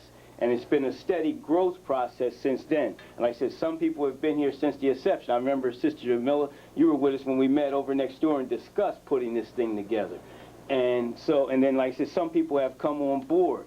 But it has been that, and Tim and I at first maybe didn't know how to articulate it all the time, but as more and more people have come around us, I'm gaining a better understanding how it happened. But we would always say, it's really, like Tim said, it's not us. We're just being guided through this thing. And each time we decide to move in another direction or take another step out, the needs have been met and the other things have continued to help it grow. So again, it's the energy that everyone brings to this that is causing this to happen. And like you're going to hear some that you probably heard a little bit already, and I know you're going to hear more this weekend, it's much beyond us. This thing is going to happen whether we're here to conduct it or not. You're just going to want to be a part of it. So for the most part, I think Tim has really touched on it. It's not Tim and I. We have certain visions and certain things that we would like to see happen, but it's everybody that is causing this thing to happen. And really, we're just, like I said, active participants, and maybe ones that for one reason or another, that perhaps will be revealed to us at a time, perhaps it won't, that we're now just acting as the vehicle for this to occur here. And without belaboring it too much, I mean, we appreciate, you know, and I think, like I said, really makes, you don't know how it makes me feel to hear your father say that he appreciates something that you're doing, but it's not us. And as long as everyone continues to participate, I think we will see it grow, because, like I said, it's much beyond just Tim and myself and what we're doing here. And it's just something that, like I said, I mentioned to, I think, Dr. Blair earlier today, and I know I mentioned it to Brother Freeman El, that I can't think of anything else to do. I mean, in a lot of ways, I could make a lot of choices to do a lot of other things with the things that are presented before me. But I can't conceive in my mind of doing anything else. So perhaps this is just the right thing to be doing, because there ain't nothing else going on.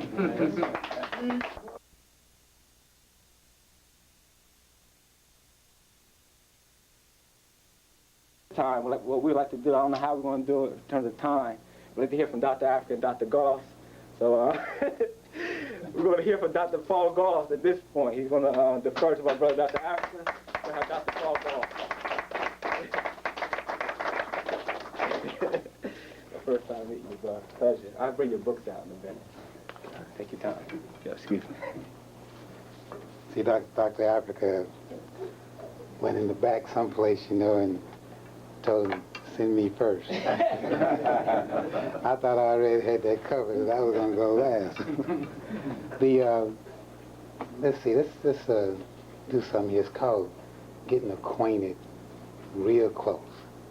You know, does everybody know the name of the person that's sitting next to you or behind you? I tell you what, if it's a person sitting behind you or beside you that you don't know, what I need you to do is just turn to that person and find out their first name.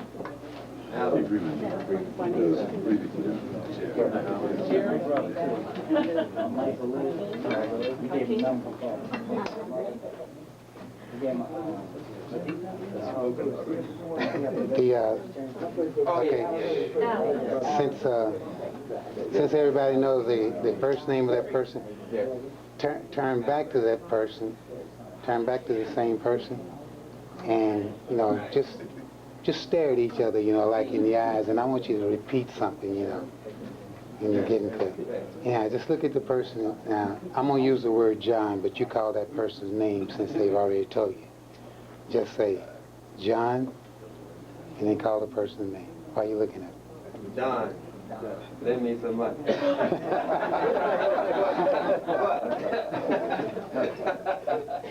You know, just look at the person and say, and just call the person's first name. Both of you call each other's name. Now, you're going to give each other a message there, and the message is going to be, is you're going to say to that person, you are the stupidest person I've ever seen. Yeah,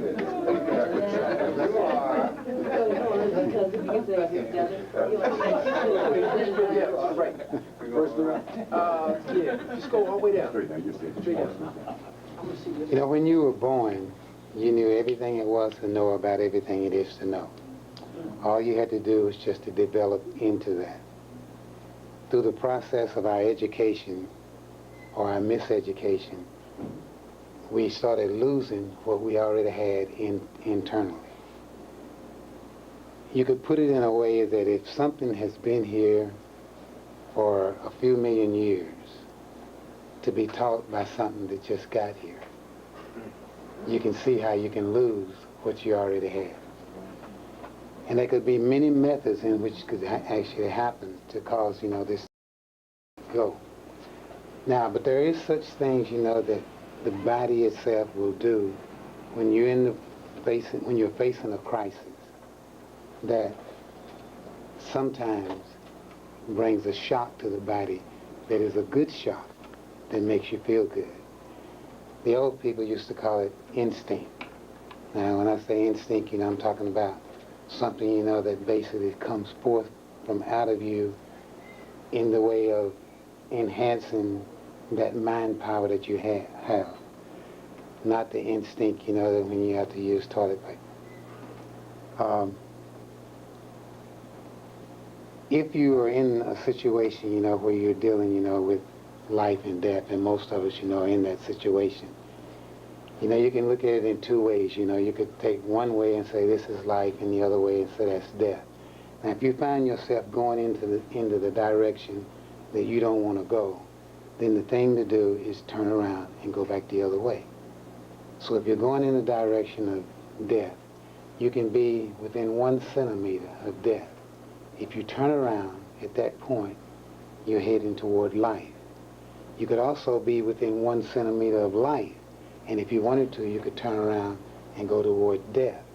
And in any case, regardless to how far you are away from it, you can reach that destination in a short period of time.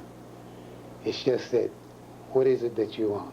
If you want to die, and that's the way that you feel like that you want to go, then there's really nothing wrong with it. You know, it's a choice that you made, a choice you need to take, and then you can be happy in that choice that you made. But at the same time, if you want to live, that same principle stands, is that you can go in that direction and you can live. You can kill yourself in a number of different ways. You know, hopefully maybe tomorrow we'll talk about in detail some of the things, the way you can actually kill yourself, and it's the same way that you can actually make yourself live. It's that if you decide, you know, that certain parts of your body is not as important as those parts that maybe that you have to present to the public, then you're going to find that parts of your body is going to start dying. And any time that the body starts to die, it also infringes itself upon another organ, and in that organ, you know, to another organ, and finally there becomes a great disease in the body, and then finally the body, you know, can die. But at the same time, you can take those parts of the body that may be in a deteriorating state, going to that direction that you don't like, and you can nourish that part of the body and bring it back to its place. You know, I had an incident that happened to me well, a little over a year ago, and also last year. It was almost like lightning striking twice, you know, in the same place. But in one of them, you know, I cut a finger off. Got it caught into a piece of machinery. The wind came up, moved the propeller, and before I could move my hand, it chopped off one of my fingers. It was a rush in the people's mind to take me to the hospital to get this sewed up and, you know, through medical treatments. And I'm looking at it, the fact, you know, I says, now, the two people that actually made that suggestion just happen to be students of mine. So it looks like, you know, here I am, I'm teaching something, and then evidently they forgot the teaching, and they're going to take me, you know, to the hospital to get everything sewed up. So when I said to them, I said, we're not going to any hospital at all. I got better doctors right here than any of those doctors that's in the hospital. So in the debate of who was going to do it, they had the job of putting my finger back on. Now that was like, you know, we hear what you say, we know what you're saying, but this is ridiculous. Let's go get this finger sewed up. Okay, without any kind of stitching whatsoever, I was able to put the finger back, well, they were able to put the finger back on. We only used a Band-Aid, basically, to hold it. The next day, it had healed enough to hold on by itself. It took only maybe a month for it to get to the point where there was not even a scar. And at this point, I think I'm the only one that really knows what finger it was. Now, if you look at my hand here, one of those fingers was cut off. But at the same time, you know, all of them are functional.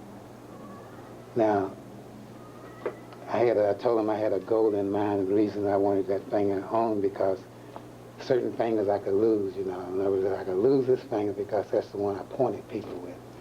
And I didn't necessarily need to do that. You know, I didn't need that one because I wasn't interested in thumbing no ride at that particular time, you know.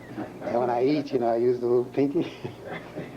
But what happened is that I started eliminating the fingers that it was, you know, and I could eliminate them down to the point, you know, where I gotta have that one.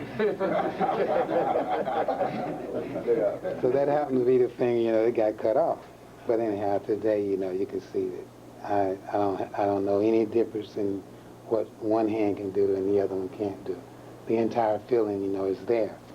And then later on, you know, a few months later, I almost lost my thumb, this one here, and the thumb would not move because everything in there was shattered and cut away. And then in the process of using the herbal treatments that I use, I was able to put stuff in there that caused the tissue to grow back, and it even grew the ligaments back to where I have the movement, you know, in the thumb. The body itself can change, but you got to be able to be of that mind actually to change it. And sometimes when we consume things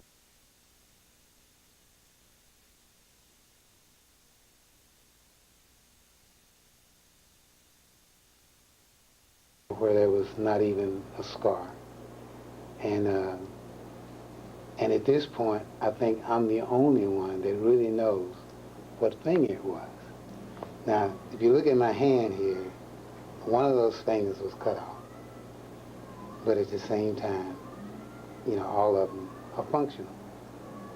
Now, I told him I had a goal in mind. The reason I wanted that finger on because certain fingers I could lose, you know. In other words, I could lose this finger because that's the one I pointed people with. And I didn't necessarily need to do that. You know, I didn't need that one because I wasn't interested in thumbing no ride at that particular time, you know. And when I eat, you know, I use the little pinky. But what happened is that I started eliminating the fingers that it was, you know, and I could eliminate them down to the point, you know, where I gotta have that one. So that happened to be the finger, you know, that got cut off. But anyhow, today, you know, you can see that I don't know any difference in what one hand can do and the other one can't do. The entire feeling, you know, is there. And then later on, you know, a few months later, I almost lost my thumb, this one here, and the thumb would not move because everything in there was shattered and cut away. And then in the process of using the herbal treatments that I use, I was able to put stuff in there that caused the tissue to grow back, and it even grew the ligaments back to where I have the movement, you know, in the thumb. The body itself can change, but you got to be able to be of that mind actually to change it. And sometimes when we consume things into our body, we don't realize, you know, what food really is. A good definition of food would be that nourishes the body and causes the body, you know, to materialize in the way that you want it to go, or to materialize it in that way which was original that we basically got ourselves away from. Now, sometimes that can come up to be, basically a question mark. But if it's not doing anything for you, then you can classify that as a non-food. If it is doing something for you, then you can classify it as a food. Now, let's say that you were actually dealing with things, that we have out there on the market, such as the nitro, the DS, the acid,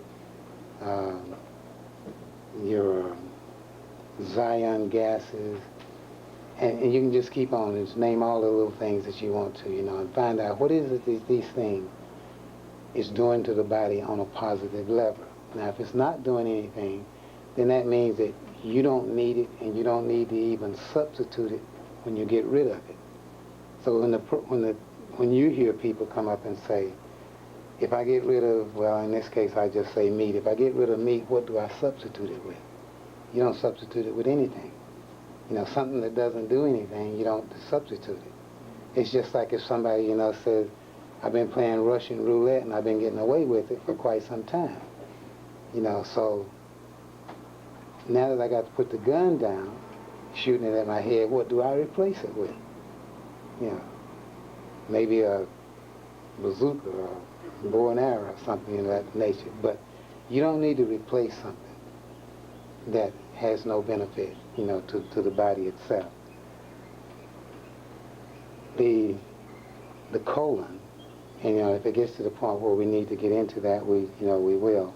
But the colon itself, of those people, I'm going to use the word, of Nubian descent, African descent, or whichever one of the words, that you like best, that makes you comfortable. But it's the one, that has this melanin pigmentation content, to the body, which definitely eliminates those other parts. The colon itself has actually 360 lobes in it that should be definitely active. But for some reason, a lot of reasons, educational purposes, these lobes are not normally active. Now, that of the European descent, they don't have that many lobes in the colon. And then they have those things in there which they try to push off on us, and this is the reason that we have the bad problems that we have, the reason that we even keloid, is that whoever that was that said that, and other things, by using the same methods that they use something, we use something to deal with the same problem, we end up with keloids, they don't. It's something different about the body, that needs to be looked at and treated as such.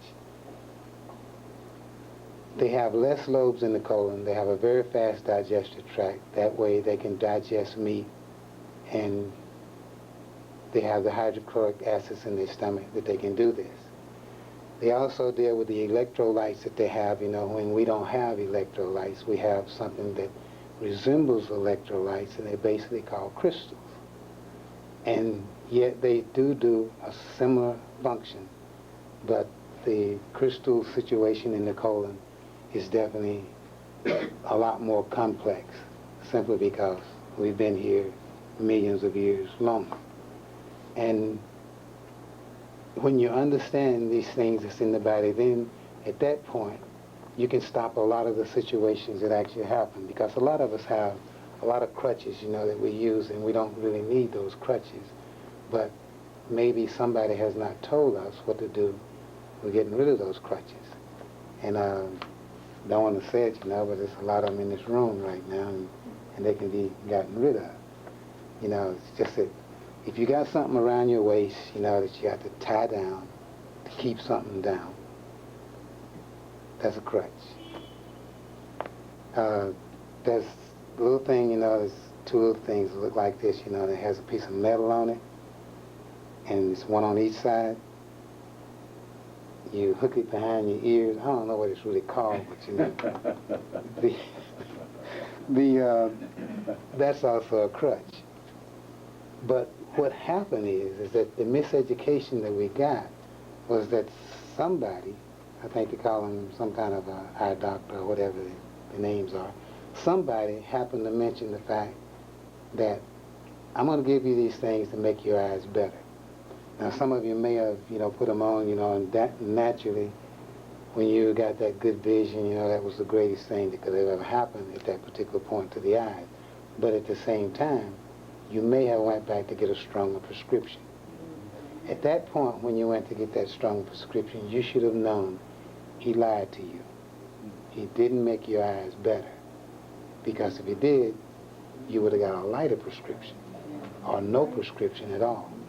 But all that can be changed. Fortunately for me, and who knows, maybe I'm saying this because I ain't never had to wear none. Hope that I don't have to wear any either. But I do know that there's things that I would do to my body to make sure that every part of my body was actually working. Now, it's not all the time, that you put food into your mouth. Sometimes that food can go into the body without going into your mouth. So anything, there's actually 12 different ways you can eat, and food putting into your mouth is only one of them. But anything that actually you see, if it becomes a part of your being, then you just got through eating. If you touch something and it becomes a part of your being, you just got through eating. So anything that you do, no matter what it is, to smell it, to see it, to feel it, to touch it, and you can go any 12 different ways in dealing with that, if it becomes a part of your being, you just got through eating. And it's not all the time that the body itself has to have food to nourish the parts of the body. Sometimes it needs to go into the body in a different way.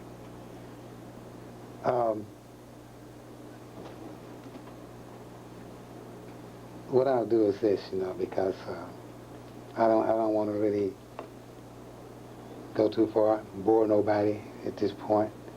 I'll bore you tomorrow. But what I'll do at this point, I'll more or less just let you know that your body is that vehicle that you have total control over, only if you decide to keep it that way. And anytime that you doubt yourself, that is another form of low self-esteem. So it's just that if you was in a situation, where there was nobody else around but you, and you had to make a decision, then you would make that decision. And that decision that you make at that particular point in time that you make it is perfect. It's a perfect decision because it will actually save your life. It'll shape the future in the way that you're going. And then at the same time, you can cherish that feeling, that feeling can be there, so it'll be your protection from that point, on. So at this point, what I'll do is turn it over to, where do you go?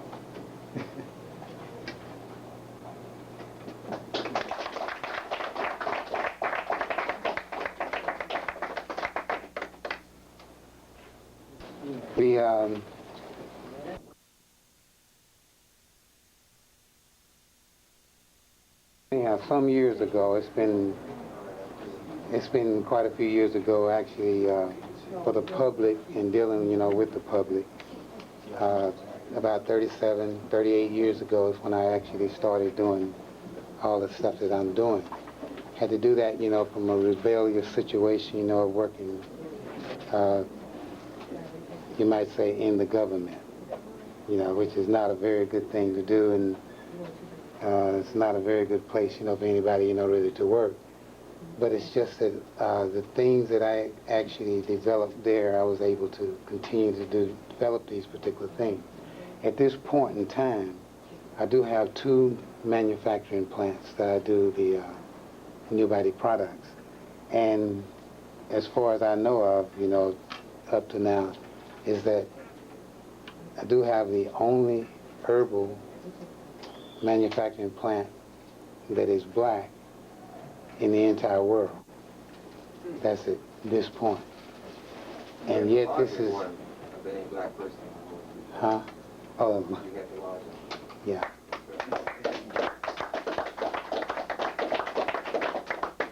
And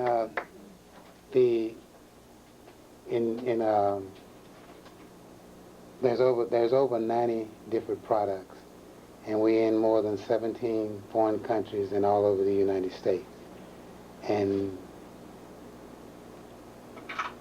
still having, you know, the growing pains. And I think a lot of times of the growing pains, because every time, you know, something comes up, you know, I end up probably getting into that too. But in Arizona, we have more than 800 acres of land and sitting on a vortex. And I know that as Dr. Blair was speaking, I was saying, you know, well, he'll love that, you know. The vortex is so strong until we've had people to come down there. I mean, we're talking rheumatoid arthritis, you know, and some of you might know some of the famous people that came down there, you know, and happened to, you know, get well. Some of our most prominent people that we have out there. And within a short period of time, we're talking about 3 days, you know, rheumatoid arthritis disappearing, and they don't do anything. They just there. We think it's the water. We're not totally sure. And since I don't have no aches and pains myself, maybe it is the water. But we having a seminar there the 26th of this month. We're having them just about every month. We have a holistic practitioner seminar that's coming up in August, and this will be people from all over the country that will be down there too. And in North Carolina, there's another resort, which is 360 acres, something like that. So we actually went from one extreme to the other, desert, you know, to the rainforest. And the reason for the one in North Carolina, because for those of you, you know, we can't get you to come all the way to Arizona, then you can come across the bushes to Arizona, to North Carolina. There will be some information tomorrow that you will get where all of the seminars are on there. The seminar that we're having coming up this month is going to last the entire week, and that particular seminar is where we pick some of the crops for the products, you know, that we use. And see, that's another good thing about it, you know, is when you can have your own crop, you know, nobody else can contaminate what you have. And that is a very important thing, you know, in basically what the things that we actually do now. And at the same time, there will be an iridology class that will last that entire week, because we pick the crops in the morning, we have the iridology class in the evening. For all of our seminars that we have one set fee for the seminar, and that is you get your seminar fee, you get the 3 days, any of the activities that is going on there, plus your room and your board, and the total price is $100. Now, you lose that much, you know, walking down the street. And this is the way all of our seminars are. Now, the reason that we can keep the price down like that, you know, is because after all these years with the new body, it's a way of giving back to the public that the public has given. So the place is actually there, you know, for you. The entire place, and this is everything that we've done. We haven't used any engineers, architects, or no other kind of skilled people, you know, that had to go to school to learn a skill to produce that skill. Brick masons and anything in that avenue. And yet we put this entire place together with the Nubian mind. And this is the way that we did it. The gymnasium there is 3 stories high. And you know that you have to have something, you know, we decided, you know, go back to the pyramids, redo it again. And the next building that goes up will probably be 6 stories high. But whatever it is, it's just that we're doing it without the aid and assistance of those people, you know, that had to, you know, be the ones that we always want somebody to come out and do it for us. No, yeah, you know what I'm talking about? You know, that kind of. Anyway, so what we're doing is we're doing that, and then we do like your input.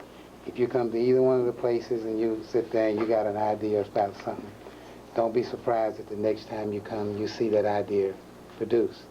Because that's the way that we actually build a thing. We build it out of your mind. So we listen to what you have to say. And if you say, wouldn't it be nice if something's there, we won't say a word to you. The next time you come out there, it might be sitting there. Thank you, brother.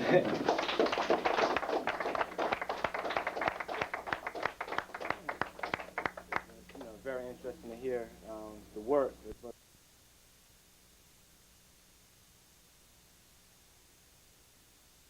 I take food stamps. Okay. No problem. Thanks.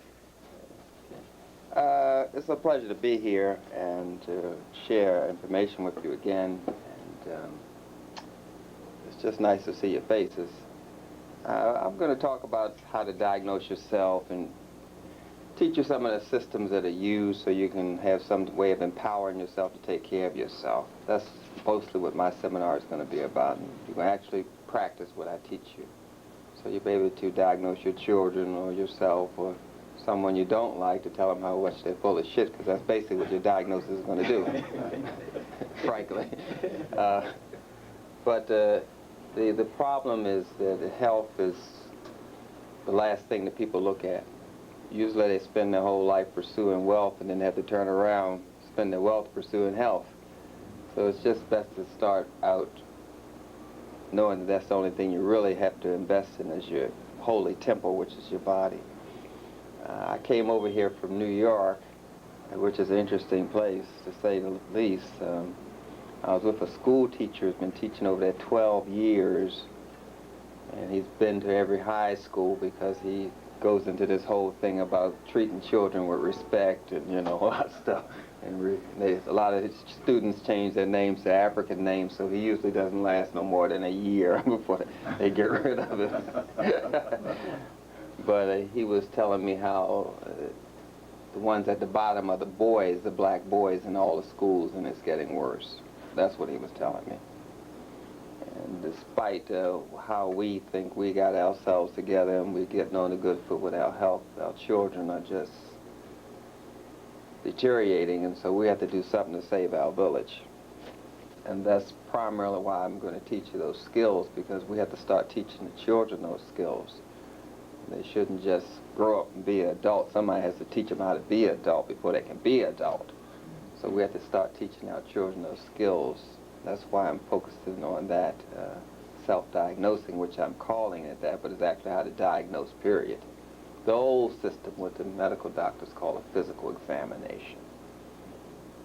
You don't have to go through sending blood to a lab. We we made out quite well before that occurred, so we got to go back to that. And that's essentially what I'll be focusing on. I didn't want to spend a lot of time talking and all that, because I think we have quite a few gifted speakers. Dr. Delbert Blair, second only to Bobby Hemmett. In length. In length. Freeman El, you're no amateur either. No. Dr. Goss is good too. But he likes to just show you how to do things. He doesn't talk that much. I would like if you told that joke about the fish, though. I like that one. That's my favorite, right? But I'll see you all too. Did I do anything tomorrow? Dr. Africa, Dr. Goss will be available for consultation. Oh yeah, okay. Tomorrow we have a couple of appointments for you. Okay, consultation I'll be doing tomorrow, and I'll be learning with everybody else. So I'll see you. Thank you.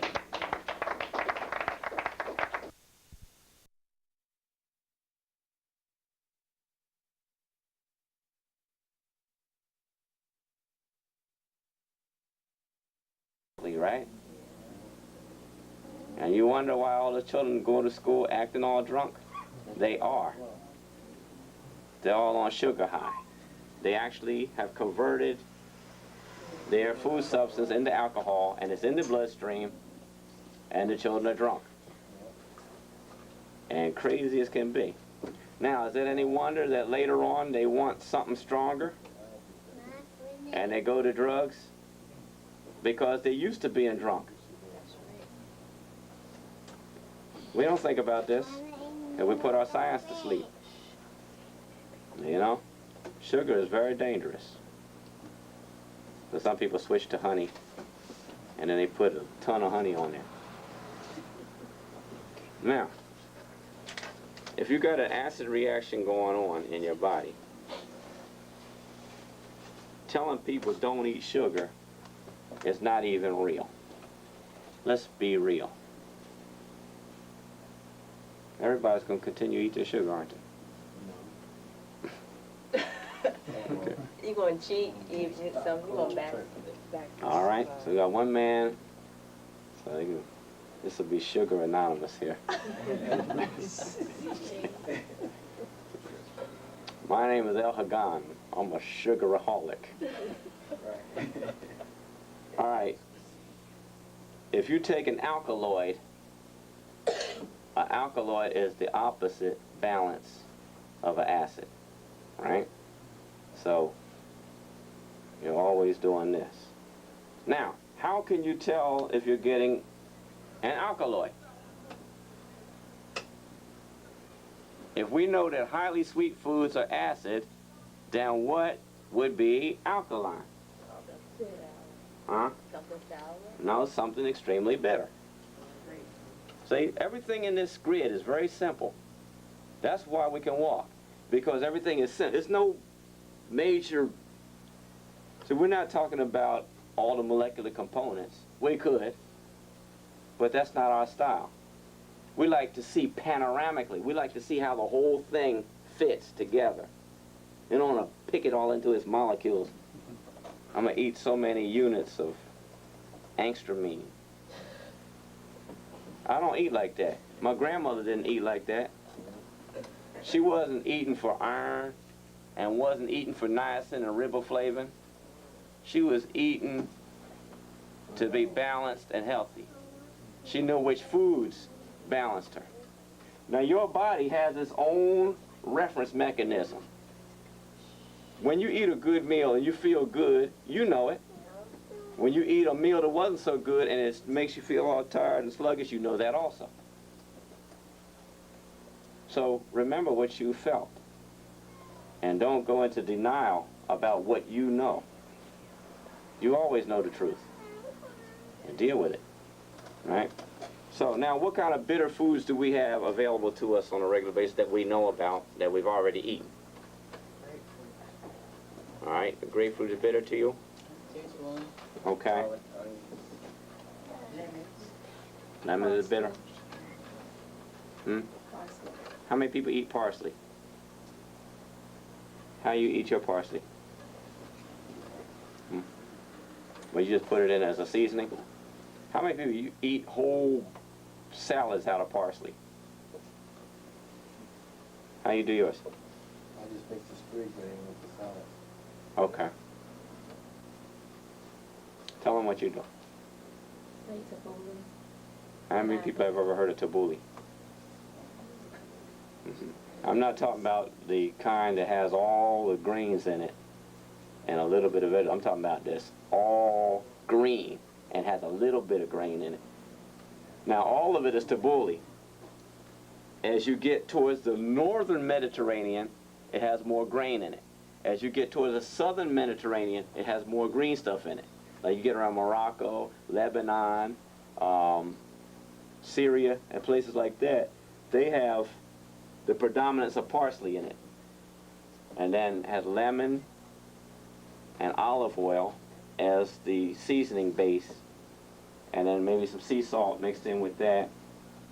Onions, tomatoes, and little green peppers, red peppers chopped up in there. And then some other seasoning, like the Arabs have a seasoning called sumac. And so it may have some of those, and it may have some mint in it. Now, if you eat a meal made out of that, and they usually complement it, they take some whole wheat pita bread, and some hummus, which is made out of chickpeas or garbanzos, which have been boiled and ground up, and they mix them with lemon juice and some sea salt and maybe some sesame tahini, and that becomes the sauce.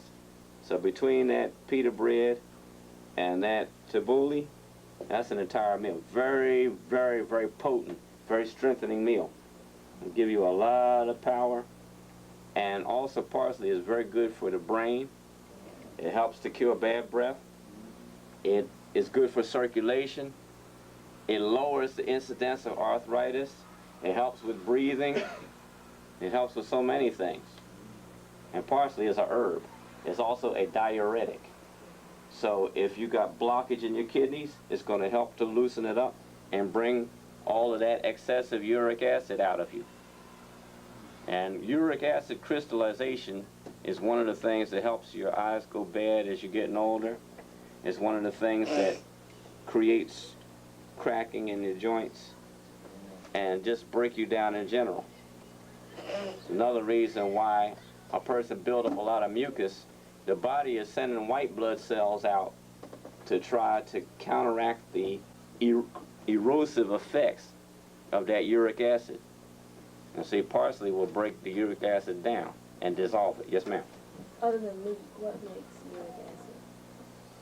Uric acid is produced naturally by your own body. And uric acid is the root substance of urine, right? And it's supposed to come out as freely as it can. Otherwise, it recycles into your bloodstream and becomes a problem. The other thing that makes uric acid is the consumption of any animal product. That means animal flesh, animal milk, animal cheese, anything that comes out of an animal. When you ingest it, it converts into uric acid. Now, out of plant substances that convert into acid, they never convert into uric acid, they convert into carbonic acid. So when you use a lot of sugar, sugar produces carbonic acid.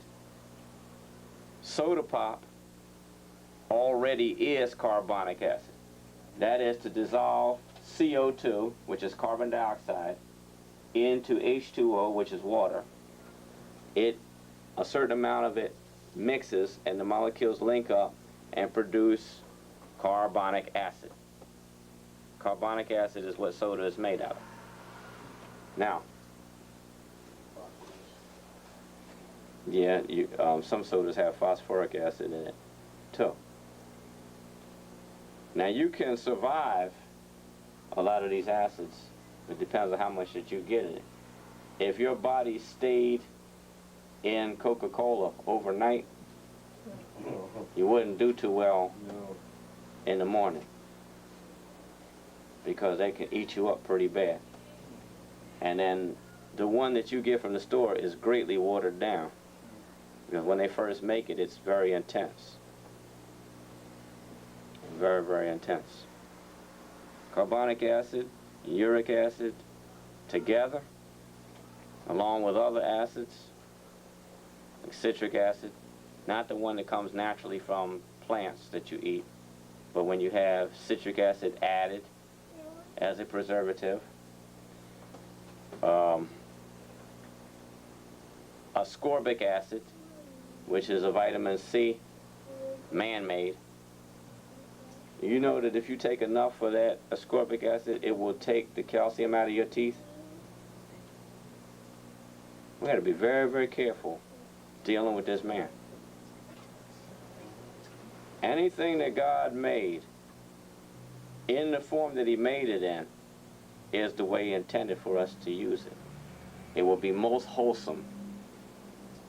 So now, those of us that want to be healthy, we say, all right, we're going to drink fruit juice. So we go to the health food store and buy fruit juice. You think you can sustain yourself off of that fruit juice? No life force. Once energy becomes still, is it power?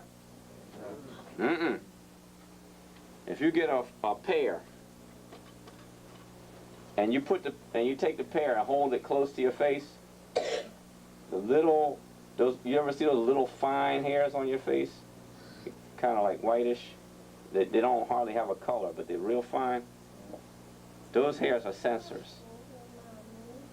And then the skin has what they call skin resistance, which is measuring airwaves all the time. Your skin is measuring. And like if you go ahead and flat out touch something, you can feel more information about it. But if you get near it, you can feel a lot of information.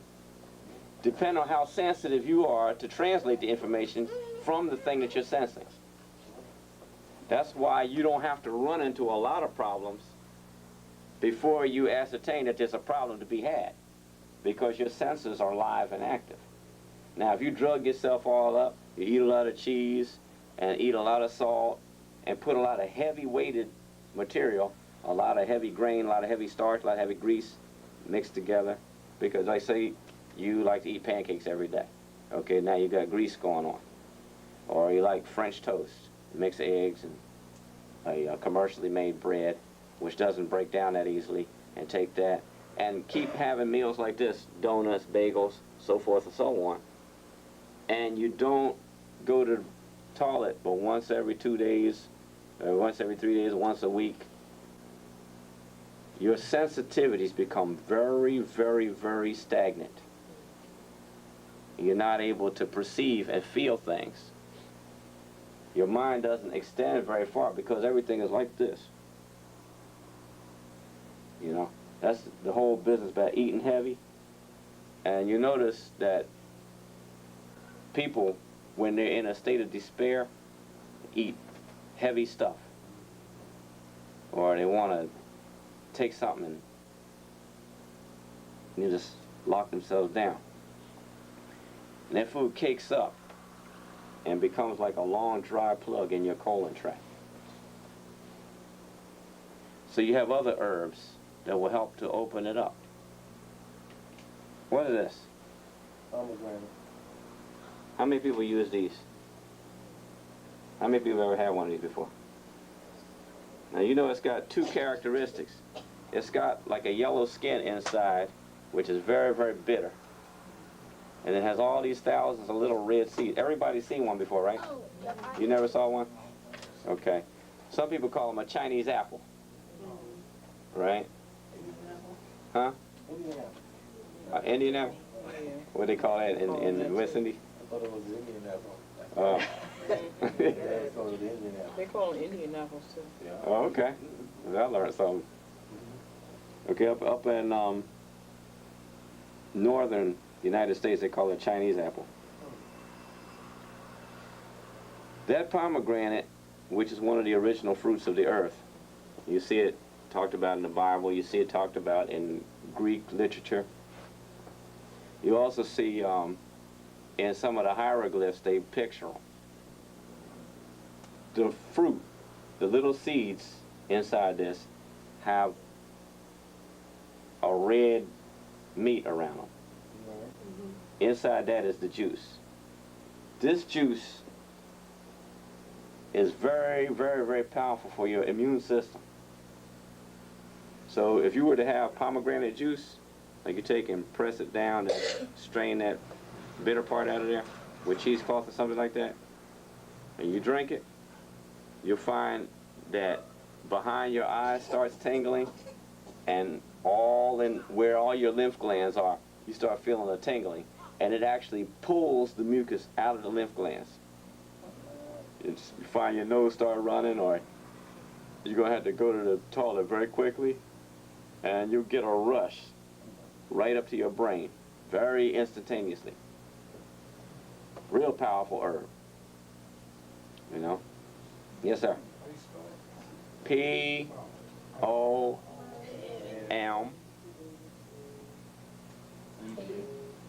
E G-R-A-N-E A-T-E A-T-E pomegranate. Seems like there's an L in there somewhere. No. Okay. So my mind keeps switching to the French spelling. So when you study the different languages, a lot of the various things in one country are spelt differently.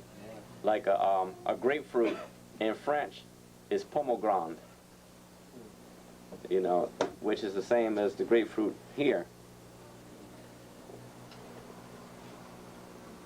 Now we talked about 4 or 5 herbs so far, true?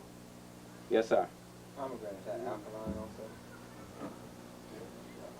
Yeah, your fruits, even though they're acid in their nature, when they go in your body, they produce an alkaline reaction that helps to heal you, stimulate you, and energize you.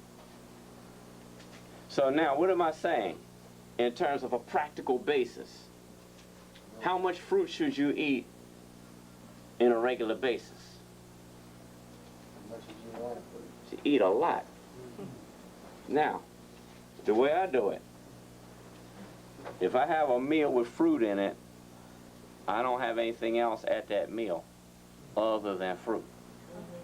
My breakfast is going to consist only of fruit. And why did I do that? Because during the sleep, your body is undergoing an expulsion of waste material. When you go into your deepest level of sleep, that's when all of the cells put out their trash, because they don't have to be having any requirements demanded of them. They're able to go into total, complete, utter rest. 1. Number 2, your body is in a fasting state. There's very few people that eat while they sleep.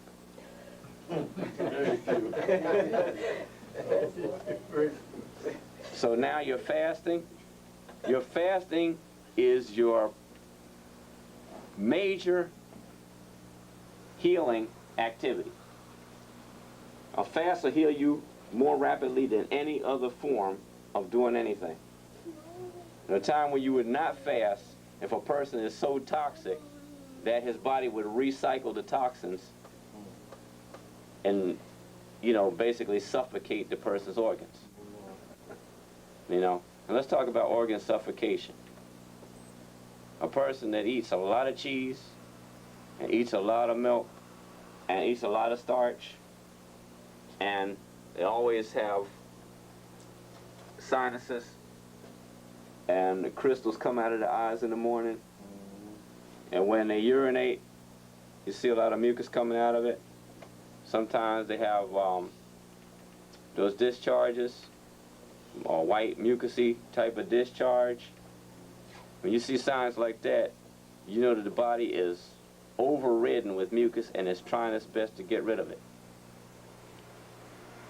What is the body's primary approach to getting rid of mucus buildup in the larynx and the lungs? Chest cold. It gets a cold. Sinus congestion. Now, how does industry respond to a cold? Suppressing it. Cold suppressant.